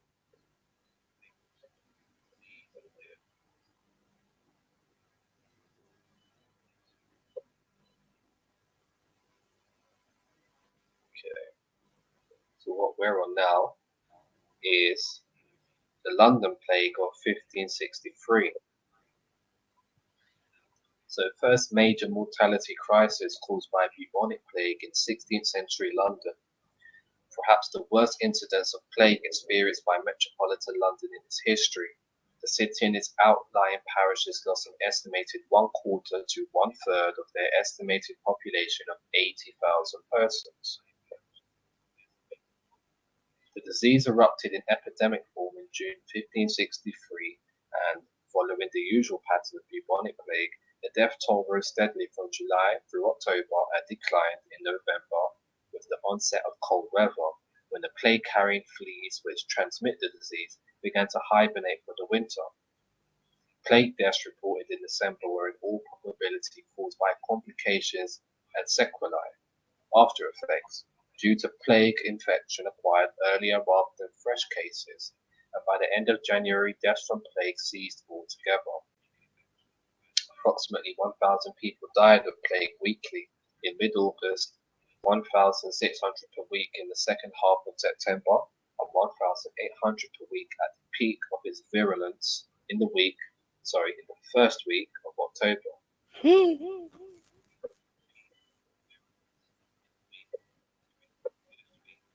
Although the death figure is estimated at about 20,000 for London and its outlying parishes represented about 85% of deaths in all causes, in 1563. So fleeing from a town or city in time of plague was common, especially by wealthier families who had country homes or could otherwise afford the expense of staying elsewhere. When this exodus is taken into account, the proportion of people dying from plague rises to a possible 1/3 of London's population, which is the maximum percentage of a given population bubonic plague killed in the British Isles, according to records. Parish burial records upon which knowledge of the plague's effect are primarily based show clearly the unpredictable and haphazard way a bubonic plague attacks a community. Some London parishes were decimated during the epidemic of 1563, while others were barely touched. This demonstrates the relationship between rat infestation and incidents of plague. The higher the number of plague-infected rats in a given locality, the higher the number of plague-carrying fleas that will desert their dead rodent hosts to get their blood meal from human beings and thereby transmit the disease. Epidemiologists do not know, however, what determines the activity of the plague bacillus, or is also known as Pasteurella pestis, within a community of rodents. It is the unpredictable nature of plague, singling out some parishes or even just a few families within a parish and leaving others free, that contributed to the terror people felt at the first hint of this disease. Queen Elizabeth I took strong precautions to protect herself and her court from plague, which posed a constant threat in England throughout her entire reign, 1558 to 1603. When plague broke out in London in 1563, she removed to Windsor Castle and erected a gallows in the town marketplace, where anyone coming from London was to be hanged. She also prohibited goods from London to be brought to Windsor, and although no one had any idea that plague was carried by fleas, this was a wise precaution as it prevented stray fleas embedded in merchandise from being let loose. Parliament prorogued its meeting from October 1562 to October 1563, an action it took whenever plague was present or its arrival feared. Measures to stem the epidemic, most of which had become standard by this time, included confinement of the stricken to their homes, airing or burning of garments worn by the sick, cleaning of the streets, and destruction of stray dogs, which were believed to transmit the plague. Plague-infested houses had to be marked by a blue cross, and bonfires to consume ye corrupt airs were to be set in the streets 3 times each week at sundown. Plays, fairs, and other public gatherings were prohibited to help prevent contagion, a measure that was unfortunately of little use for the bubonic plague, except insofar as plague-infected fleas, which constituted about 12% of any given flea population, might jump from one person to another and bite another victim. Closely packed groups of people were also believed to generate pestilence through the confluence or concentration of foul bodily vapors corrupting the air. In this regard, parts of church windows were removed to create better circulation, and parishioners were encouraged to worship privately at home. The second half of the 16th century, plague-ridden as it was, saw the publication of many translations and original English works explaining causes, suggesting precautionary actions, and recommending cures. A tract entitled Dialogue Against the Fever Pestilence, which appeared in 1564 in response to the London crisis, is one of the most interesting, containing social commentary that reveals the distrust and contempt many people felt towards surgeons and apothecaries. It also sets forth the basic medical theories of the day, ideas that have been current for centuries. Both corrupt air and immoderate personal habits cause pestilence and could be anticipated by close attention to cosmological events such as cosmids and planetary conjunctions. Like many medical writers, the author of this dialogue admonishes every man to be of good cheer so that they might more effectively ward off sickness. A typical plague remedy runs as follows. Take the best yellow aloes, two unkis or 2 unces, myrrh and saffron, of each 1 ounce, beat them together in a mortar a good while, put in a little sweet wine, then roll it up, and of this make 5 pills. Other ingredients in plague receipts include many kinds of herbs, rose water, white vinegar, garlic, walnuts, and eggs. The plague of 1563 reached far beyond the boundaries of metropolitan London to many areas in the north and south of England, It continued to appear in many towns and villages during the following 2 years, including Stratford-upon-Avon, where William Shakespeare was born in April of 1564. We could probably go on and on in this book, but I'll leave it there for this one. And what I'll do is we'll cut to a music break, and then after that, I'm going to jump into the next book we're going to concentrate on, and that will probably carry us out to the end and into next week as well, because it's quite a big chapter.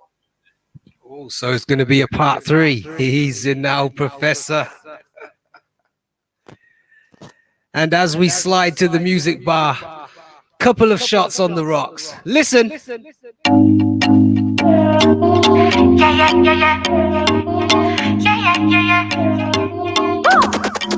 I come out to wine, boy, I come here to wine. I come here to wine, my waist on low. I come out to wine, boy, I come here to wine. I come here to wine and go down low. And let me show you how the thing go. And let me show you how the thing go. And let me show you how the thing go. And let me show you how the thing go. Come let me show you how the thing go. How you come speak my lingo. Boy, show me how the thing go. How you come speak my lingo. Let me go. Enough for the talking. Get back to the flexing. And after the drinking, we go get to the next thing. You put your hand on my bumper. I pop it back like no water. Cause in another one like me. So boy, don't take my life. Let me show you how the thing go. And let me show you how the thing go. And let me show you how the thing go. And let me show you how the thing go. Come let me show you how the thing go. How you come speak my lingo. Boy, show me how the thing go. How you come speak my lingo. Oh, oh, oh. Wine to the ground, my girl, go down, go down. Wine to the ground, my girl. Oh, oh, oh. Wine to the ground, my girl, go down, go down. Wine to the ground, my girl. Yeah, yeah, yeah, yeah. Wine to the ground, girl, go down. Oh, oh, oh. Wine to the ground, my girl. Yeah, yeah, yeah, yeah. Wine to the ground, girl, go down. Yeah, yeah, yeah, yeah. Wine to the ground, my girl. How when you pull up behind me, baby, catch the timing. But when you see I start whining, it's more fire like it, but on I wanna give you this. Come a little closer, and watch me wine and bend over. I wanna give it so bad, so bad. Let me show you how the thing go. And let me show you how the thing go. And let me show you how the thing go. And let me show you how the thing go. Come let me show you how the thing go. How you come speak my lingo. Boy, show me how the thing go. How you come speak my lingo. Oh, oh, oh. Wine to the ground, my girl, go down, go down. Wine to the ground, my girl. Oh, oh, oh. Wine to the ground, my girl, go down, go down. Wine to the ground, my girl. Yeah, yeah, yeah, yeah. Wine to the ground, girl, go down. Oh, oh, oh. Wine to the ground, my girl. Yeah, yeah, yeah, yeah. Wine to the ground, girl, go down. Yeah, yeah, yeah, yeah. Wine to the ground, my girl. I come out to wine, boy, I come here to wine. I come here to wine, my waist on low. I come out to wine, boy, I come here to wine. I come here to wine and go down low. And let me show you how the thing go.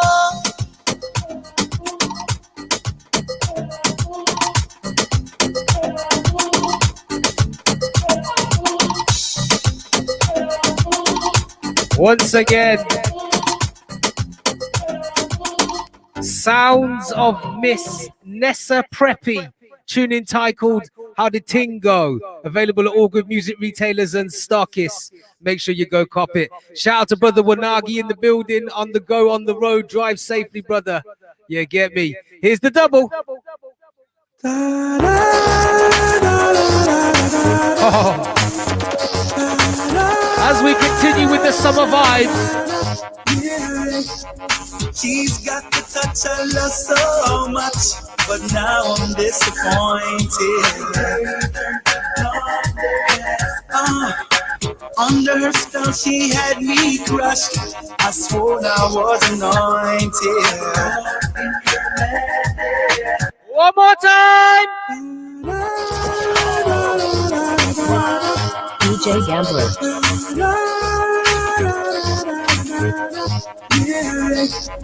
She's got the touch I love so much, but now I'm disappointed. Under her spell, she had me crushed. I swore I was anointed. Ooh, she had me fooled for a while, like taking candy from a child. I can't believe the changes she's made, like rope and cheap clothing. Yeah, she drives me crazy, cause she's having my baby. She goes, oh no, she drives me crazy, and I thought she was a lady. Woo, woo. Ay, like a volcano, she erupts, blowing up my pages. Woo, woo. Ain't nothing sweet about this syrup. I chose the wrong flavor. Oh no, never trust a pretty smile, cause looks are deceiving. Sexy walk model profile. Lesson learned, don't judge a book by looking at the cover. She drives me crazy, cause she's having my baby. She goes, oh yeah, she drives me crazy, and I thought she was a lady. Yeah, she drives me crazy, cause she's having my baby. She goes, she drives me crazy, and I thought she was a lady. Oh Lord, my crib, my Benz, my Lucci phones, her it's all that matters. Oh yeah, I said that I could never stop. I'll be played by a player. Now I'm stuck with her for life. She's having my shawty. She can never be my wife. My homies trying to show me signs. I was too caught up to listen, but now she drives me crazy, cause she's having my baby. She goes, she drives me crazy, and I thought she was a lady. Yeah, she drives me crazy, cause she's having my baby. Oh yeah, she drives me crazy, and I thought she was a lady. Yeah. She drives me crazy, cause she's having my baby. She goes, Once again, sounds of Mr. Easy. Tune entitled She Drives Me Crazy. Available at all good music retailers and stockists. Make sure you go copy it. Classic banger for the summer, you get me. And as without further ado, Professor Hot Stepper, back to you. Peace, everybody. What's good? So, we was just reading from the Encyclopedia of Plague and Pestilence. We read through numerous accounts, literally numerous accounts of, so-called smallpox in Europe and Africa. So, again, the question is, all of that death, destruction was happening. How did they have time to do transatlantic slavery, for example, when they had their own problems to deal with? They had their own diseases that they needed to sort out and clean up. And we know that this has only really died down as of, late 90s. Yeah.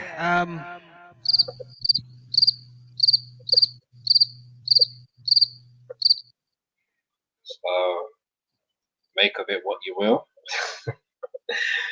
Just saying. So the book that I have for you guys now, let's go into the screen share.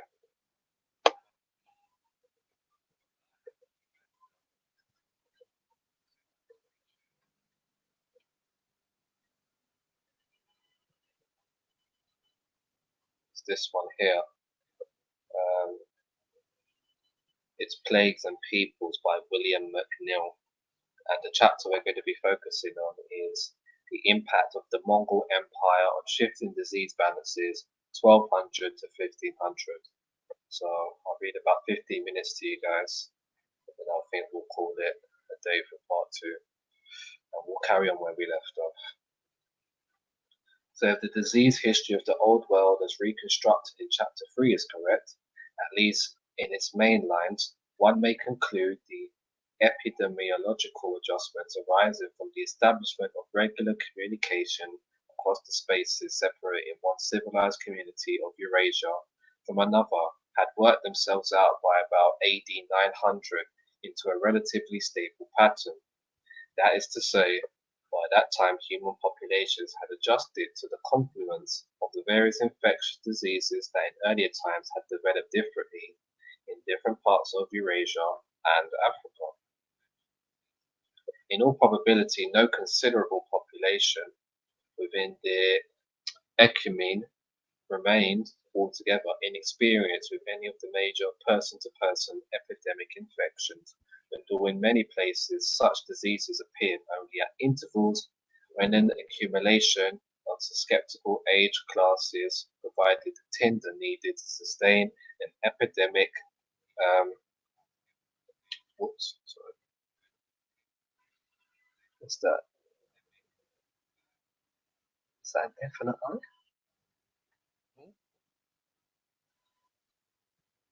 don't know what that says, if it's meant to be a H or...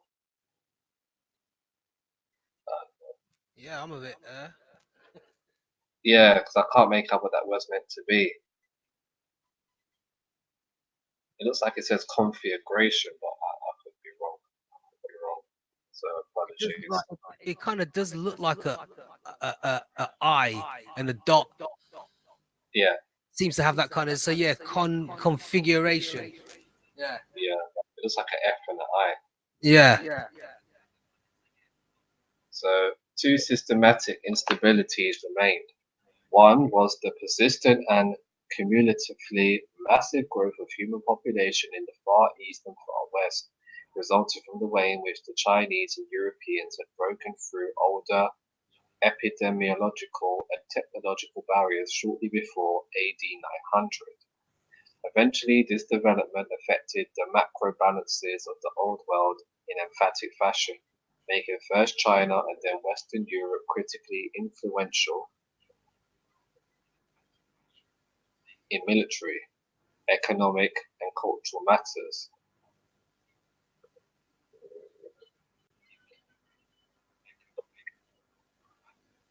The other cause of systematic instability within the Eurasian world balance, as defined between 900 and 1200, was the possibility of further altering communications patterns both by sea and land. The first such change that affected both macro and micro-parasitic patterns in far-reaching ways was the intensification of overland caravan movement across Asia that reached its climax under the Mongol empires founded by Genghis Khan, 1162 to 1227. At the height of their power, 1279 to 1350, the Mongol empires embraced all of China and nearly all of Russia. The distant Novgorod alone remained independent, as well as Central Asia, Iran, and Iraq. A communications network comprising post messengers capable of traveling 100 miles a day for weeks on end, and slower commercial caravans and armies marching to and fro across vast distances knitted these empires together until the 1350s, when rebellion flared within China, leading by 1368 to the complete expulsion of the Mongols from their richest conquest. Before that upheaval, however, literally thousands of persons moved to and fro across Eurasia, often leaving scant trace in written records. Marco Polo's famous account of his travels, for instance, came into existence merely by accident. Captured in war and imprisoned in a Genoese jail, a fellow prisoner thought it worthwhile to write down Marco's stories. Otherwise, there would be absolutely no surviving record of the Polo's existence. Other records casually reveal how permeable the Eurasian continent became under the Mongols. When, for instance, the Flemish friar William of Rubruck arrived as the French king's emissary in the Mongol capital of Karakorum in 1254, he met a woman native to a village near his own birthplace who had been captured 14 years before in the course of a Mongol raid into Central Europe. Mongol communications had another important effect.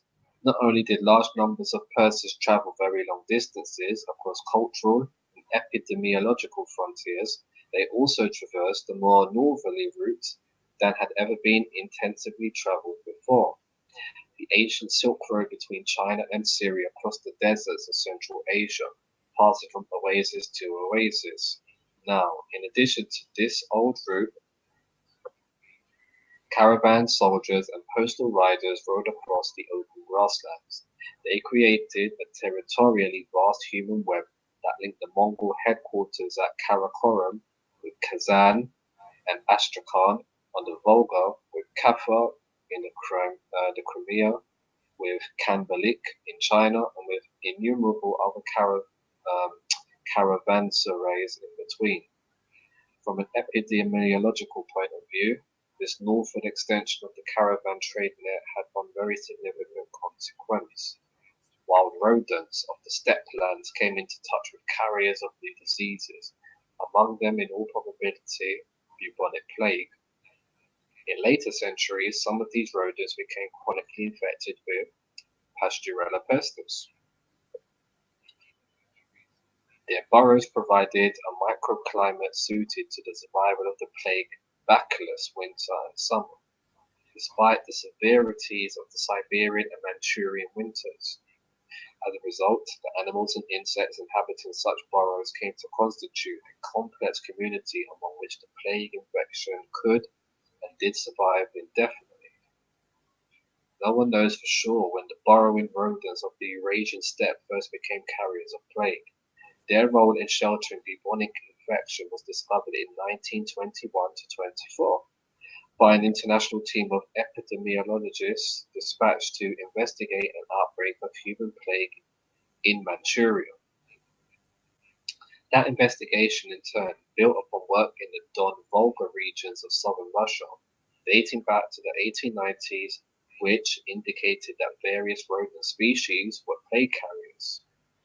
By then, the pattern of infection was age-old, and local human customs for coping with the risk of infection were immemorial. Yet it does not follow, as Russian writers have assumed, that the infection did not establish itself in historic times. Quite the contrary.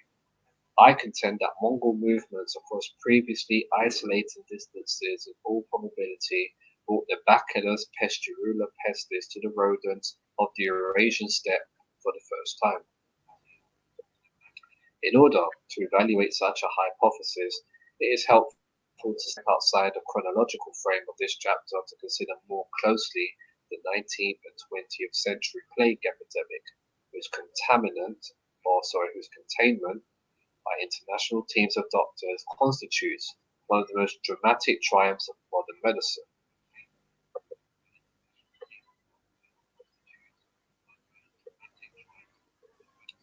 The story begins deep in the interior of China, where, as we saw in the preceding chapter, plague had probably been endemic in Himalayan borderlands between China and India by a few centuries after the Christian era, and perhaps long before that. Early in the 19th century, the upper reaches of the Salween River constituted the boundary between infected and uninfected areas. Then in 1855, a military revolt broke out in Yunnan. Chinese troops were sent across the Salween to suppress the rebels, and being unfamiliar with the risks of bubonic infection, contracted the disease and carried it back with them across the river into the rest of China. Thereafter, outbreaks of plague continued to occur in various parts of the Chinese interior without attracting much attention from the outside world, until in 1894, The disease reached Canton and Hong Kong and sent a chill of fright through the European settlements in those ports. Techniques of bacteriology were still in their infancy in 1894, so news of the recurrence of a disease that still loomed large in European folk memory set disciples of Pasteur and Koch eagerly to work to unravel the mystery of its propagation. International teams were therefore dispatched to the scene, and within a matter of weeks of their arrival in Hong Kong, a Japanese and a French bacteriologist independently discovered Pasteurella pestis, the bacillus of plague, 1894. During the following decade, most of the details of how the bacillus was transmitted by fleas from rodents to men became firmly established through the work of a series of international task forces operating in such diverse places as Hong Kong, Bombay, Sydney, San Francisco, and Buenos Aires. International interest in the plague was intensified by the fact that within a decade of its arrival in Hong Kong, all the important seaports of the world experienced outbreaks of the dreaded disease. In most places, the infection was quickly contained. In India, however, plague broke through into the interior. Within a decade of its arrival in Bombay, 1898, some 6 million persons had died of it. Whoa. 6 mil. In Hindustan. So, recurrent minor outbreaks and the obvious risk of a major disaster if the infection really got going among human populations of Europe, America, and Africa spurred research in every threatened area.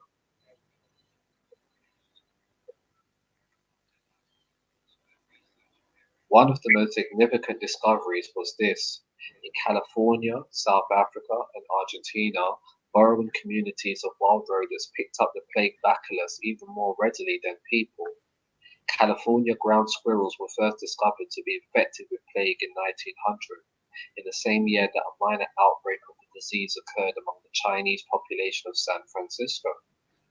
The plague quickly disappeared among humans, but the bacillus throve among the ground squirrels and continues to do so until the present day.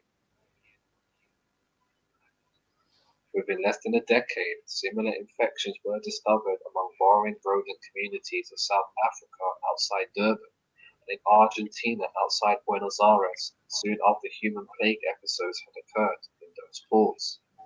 The fact that the species of rodents were different in each region and differed from burrowing rodent communities in Asia did not make much difference. The rodent burrows, whatever the exact mix of native inhabitants, proved very hospitable to the bacillus, and in fact, each year since the infection was first observed outside San Francisco, the infected region of North America has increased. As a result, by 1975, a reservoir of infection had come into existence throughout most of the western United States and extended into both Canada and Mexico. Such a vast area of infection, in fact, is equivalent to any of the long-standing plague foci of the whole world. So the geographic spread of plague infection in North America occurred naturally in the sense that the life patterns of ground-burrowing rodents create conditions for the communication of the infection from one underground city to another. When the rodent young have attained a certain maturity, they are evicted from the familial burrow and mill around seeking a new home. Some of the young abandon the community entirely and wander across country, traveling as such as several miles. Such wanderers will readily attempt to join a new rodent community if they find one. This life pattern provides a very effectual way of exchanging genes, with the well-known evolutionary benefits such an exchange imparts. It also allows for the propagation of infection from one rodent community to another across as much as 10 to 20 miles domain. And I think we'll leave it there for today. What we're reading from at the moment is Plagues and Peoples by William McNeill. And what we'll do is, for part 3, when we return, we'll be continuing with this book, and we'll see if we can go for a few more sources that I managed to find as well. But yeah, shout out to the chat. Big ups. Shout out to all the subscribers. Shout out to everybody. Big ups. And I know some people listen to the playbacks of these as well. Big ups. Big ups to yourselves. And before we close out, I did say I would do this for somebody, for one of my followers on Instagram by the name of Vixen Rage. I know that you said that your dad's not feeling too well, that he's in ICU, and so our thoughts will be with him right now, and we hope that he gets well soon. And we'll be dedicating the last few tracks, you know, of the day for him. And yes, Professor, once again, standing ovation, absolutely brilliant.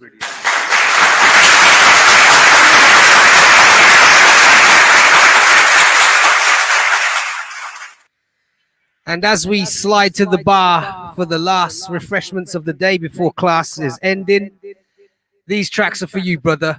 Salute, big ups, manners and respect. Listen. Yeah, that I feel. The one, yeah. I thought for the prince. Mark control for your girl. Fish bone for your body, girl. When touch your body right. Hear me now, all night. Well. Slam, once they come one, y'all all know you want me to be your man game. Where them face you come from, how much time they you much you are the one. Slam, once they come one, y'all all know you want me to be your man game. Where them face you come from, so much time they you much you are the one. One more time.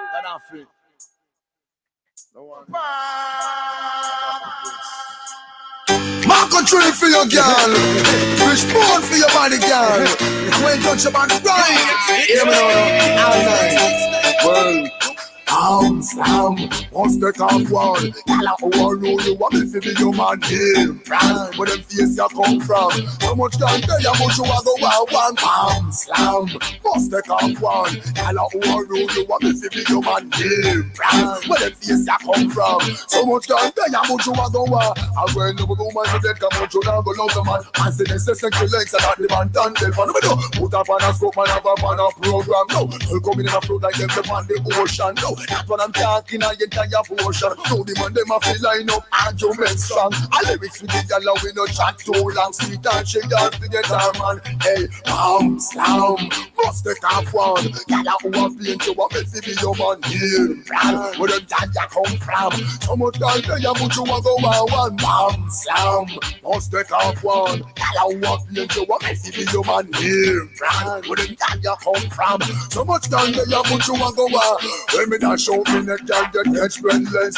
Touch and leg up in a one home and text. Hold your man to out the road and y'all a pop them neck. Our man get jealous in palace and a trek. I will give them some bojo. Joy and happiness. More she request that less the paper pot just get at this and the real cash em up. That's a bird and this and the real instant. And I work with that thing can't forget me not.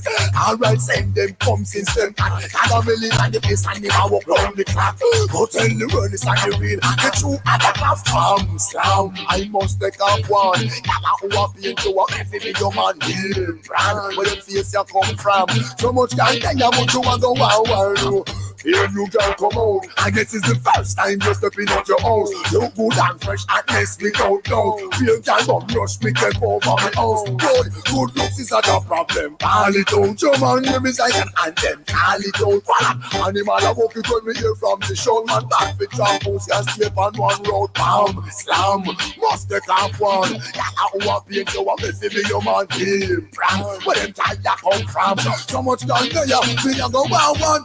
Slam, must take off one. Yalla who a paint you a messy be your man game. Where them tire come from? So much time there you much you a go one. And when you do man you dead come out you now go love the man. Sexy legs you fancy hips ya that make the man go no. Put up on a scope and have up on a program. I come in a flow like them on the ocean. That's what I'm talking and entire portion. No the man them argument of the channel. Every single yellow we don't chat too long. Sweet y'all so much, y'all forget her, man. Well, I'm from in the tea, so where you get so long. I feel no vibe, she want to feel strong. I put you on the ego, put you on the mind. When you come to lyrics, girl child, slam, must take off one. Y'all who are rude, you want to be your man. Y'all where them come from. So much Once again, sounds of Mr. Buju Banton. Tune entitled Slam Bam. Available at all good music retailers and stockists. Make sure you go cop it. Lifted from the album Sons of Jamaica. You get me? Go cop that one there. Here's the double. Check it out. Die, die, do. Die, die, die, do. DJ Gambler. Well, my wife is see you all in the air. You never get a slam yet, me and I care. All of the and them in the air, yeah, me there. You never get a slam for your bus fare. Automatic. Check it out. Die, die, do. Die, die, die, do. Well, my wife is see you all in the air. You never get a slam yet, me and I care. All of the and them in the air, yeah, me there. You never get a slam for your bus fare. First of them, yeah, me there in the latest wear. Them can't smear your career. With you, them want compare. But you know borrow where. You not chase man like truck here. You don't get no careless slam. No confront no man. Tell them you no one night stand. So tell a girl move along. Go back where she come from. Tell them say you're not borrow man. Let me say you're one in the air. You never get a slam yet, me and I care. All of the and them in the air, yeah, me there. You never get a slam, me a bus fare. Let me say you're one in the air. You never get a slam yet, me and I care. All of the and them in the air, yeah, me there. You never get a slam, me a bus fare. No for them run go breed, no fit me all a teed. I know them and no buy a thing a feed. They must see smoke some other weed. I read them can't read. Always in a want and need. But do you get your new home, brand new cellular phone? All them a get a beer stone. So tell a girl move up, hold in a milk cup. Tell them you not get so sour.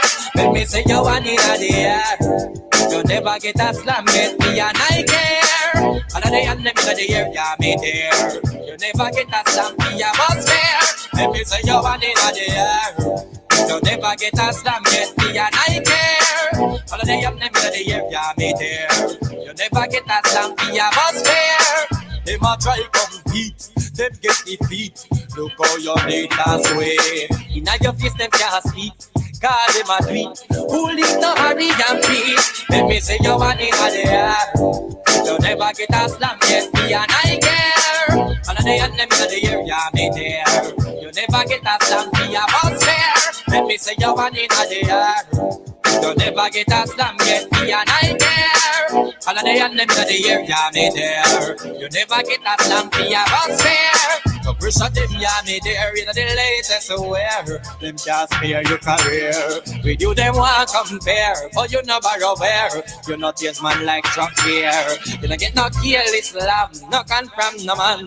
Tell them you no one night stand. So tell a girl move along. Go back where she come from. Tell them say you not borrow man. Let me say you one in the air. You never get a slam yet, me and I care. All of the and them in the air, yeah, me there. You never get a slam, me a bus fare. Let me say you one in the air. You never get a slam yet, me and I care. All of the and them in the air, yeah, me there. You never get a slam, me a bus fare. Let me say you one, let me say you one, let me say you one in the air. Let me say you one, let me say you one, let me say you one in the air. Let me say you one in the air. You never get a slam yet, me and I care. All of the and them in the air. Once again, sounds of Mr. Vegas. Tune entitled Nike Air, or in brackets known as Hands in the Air. Available at all good music retailers and stockists. Make sure you go cop it. That's a banger for the summer. Straight up. Here's the triple, then we out of here. Listen. All the man them we are beat just get as we continue. Sean Paul and 2 are there for set things straight. And the doctor them have to put them feet. Get them so them don't wait. No debate. You up now. Check it. What? Well, woman no wanna bait. What? Them not gonna feel violate if you accelerate. Pan a day, the more you infiltrate. Woman, the more you tear down them wall and them get. One more time. System ready to receive input. Left channel, right channel, left channel, right channel. In stereo sounds. All the man them we have bait just get the flate. Good camera. Sound one and two hard there for set things straight. And at the depth of them have to put them fate. Get them so them don't wait. No debate. You up now? Check it. Origines. Well, woman no wanna bait. Them not gonna feel violate if you accelerate. Pan a day, the more you infiltrate. Woman, the more you tear down them wall and them gates. In the year, what mistake? Woman no wanna bait. Them not gonna feel violate if you accelerate. Pan a day, the more you infiltrate. Woman, them why you tear down them wall and them gates in the year. Well, woman, I want no good from a knock boat where you want you fi tell that fi tear off his suit. Them no want no dude whenever in the mood and them no want no little boy with no girl attitude. Well, I know nothing fi we either. You know the girl them pathway man a slide and a glide. It's a natural thing fi we collide. Bedroom argument leg fi divide. Get you right. Woman no want no bait. Them not gonna feel violate if you accelerate. On a day, the more you infiltrate. Woman, the more you tear down them wall and them gates in the year. What we say, the man no want no bait. Them not gonna feel violate if you accelerate. On a day, the more you infiltrate. Woman, the more you tear down them wall and them gates in the year. Well, not so like a fruit bandage. Yellow get ripe, so road boy forward, no matter play. No she say she name Queen Bee, but to make a beg and a wait for Nandi and a free well. She want a growth fit there.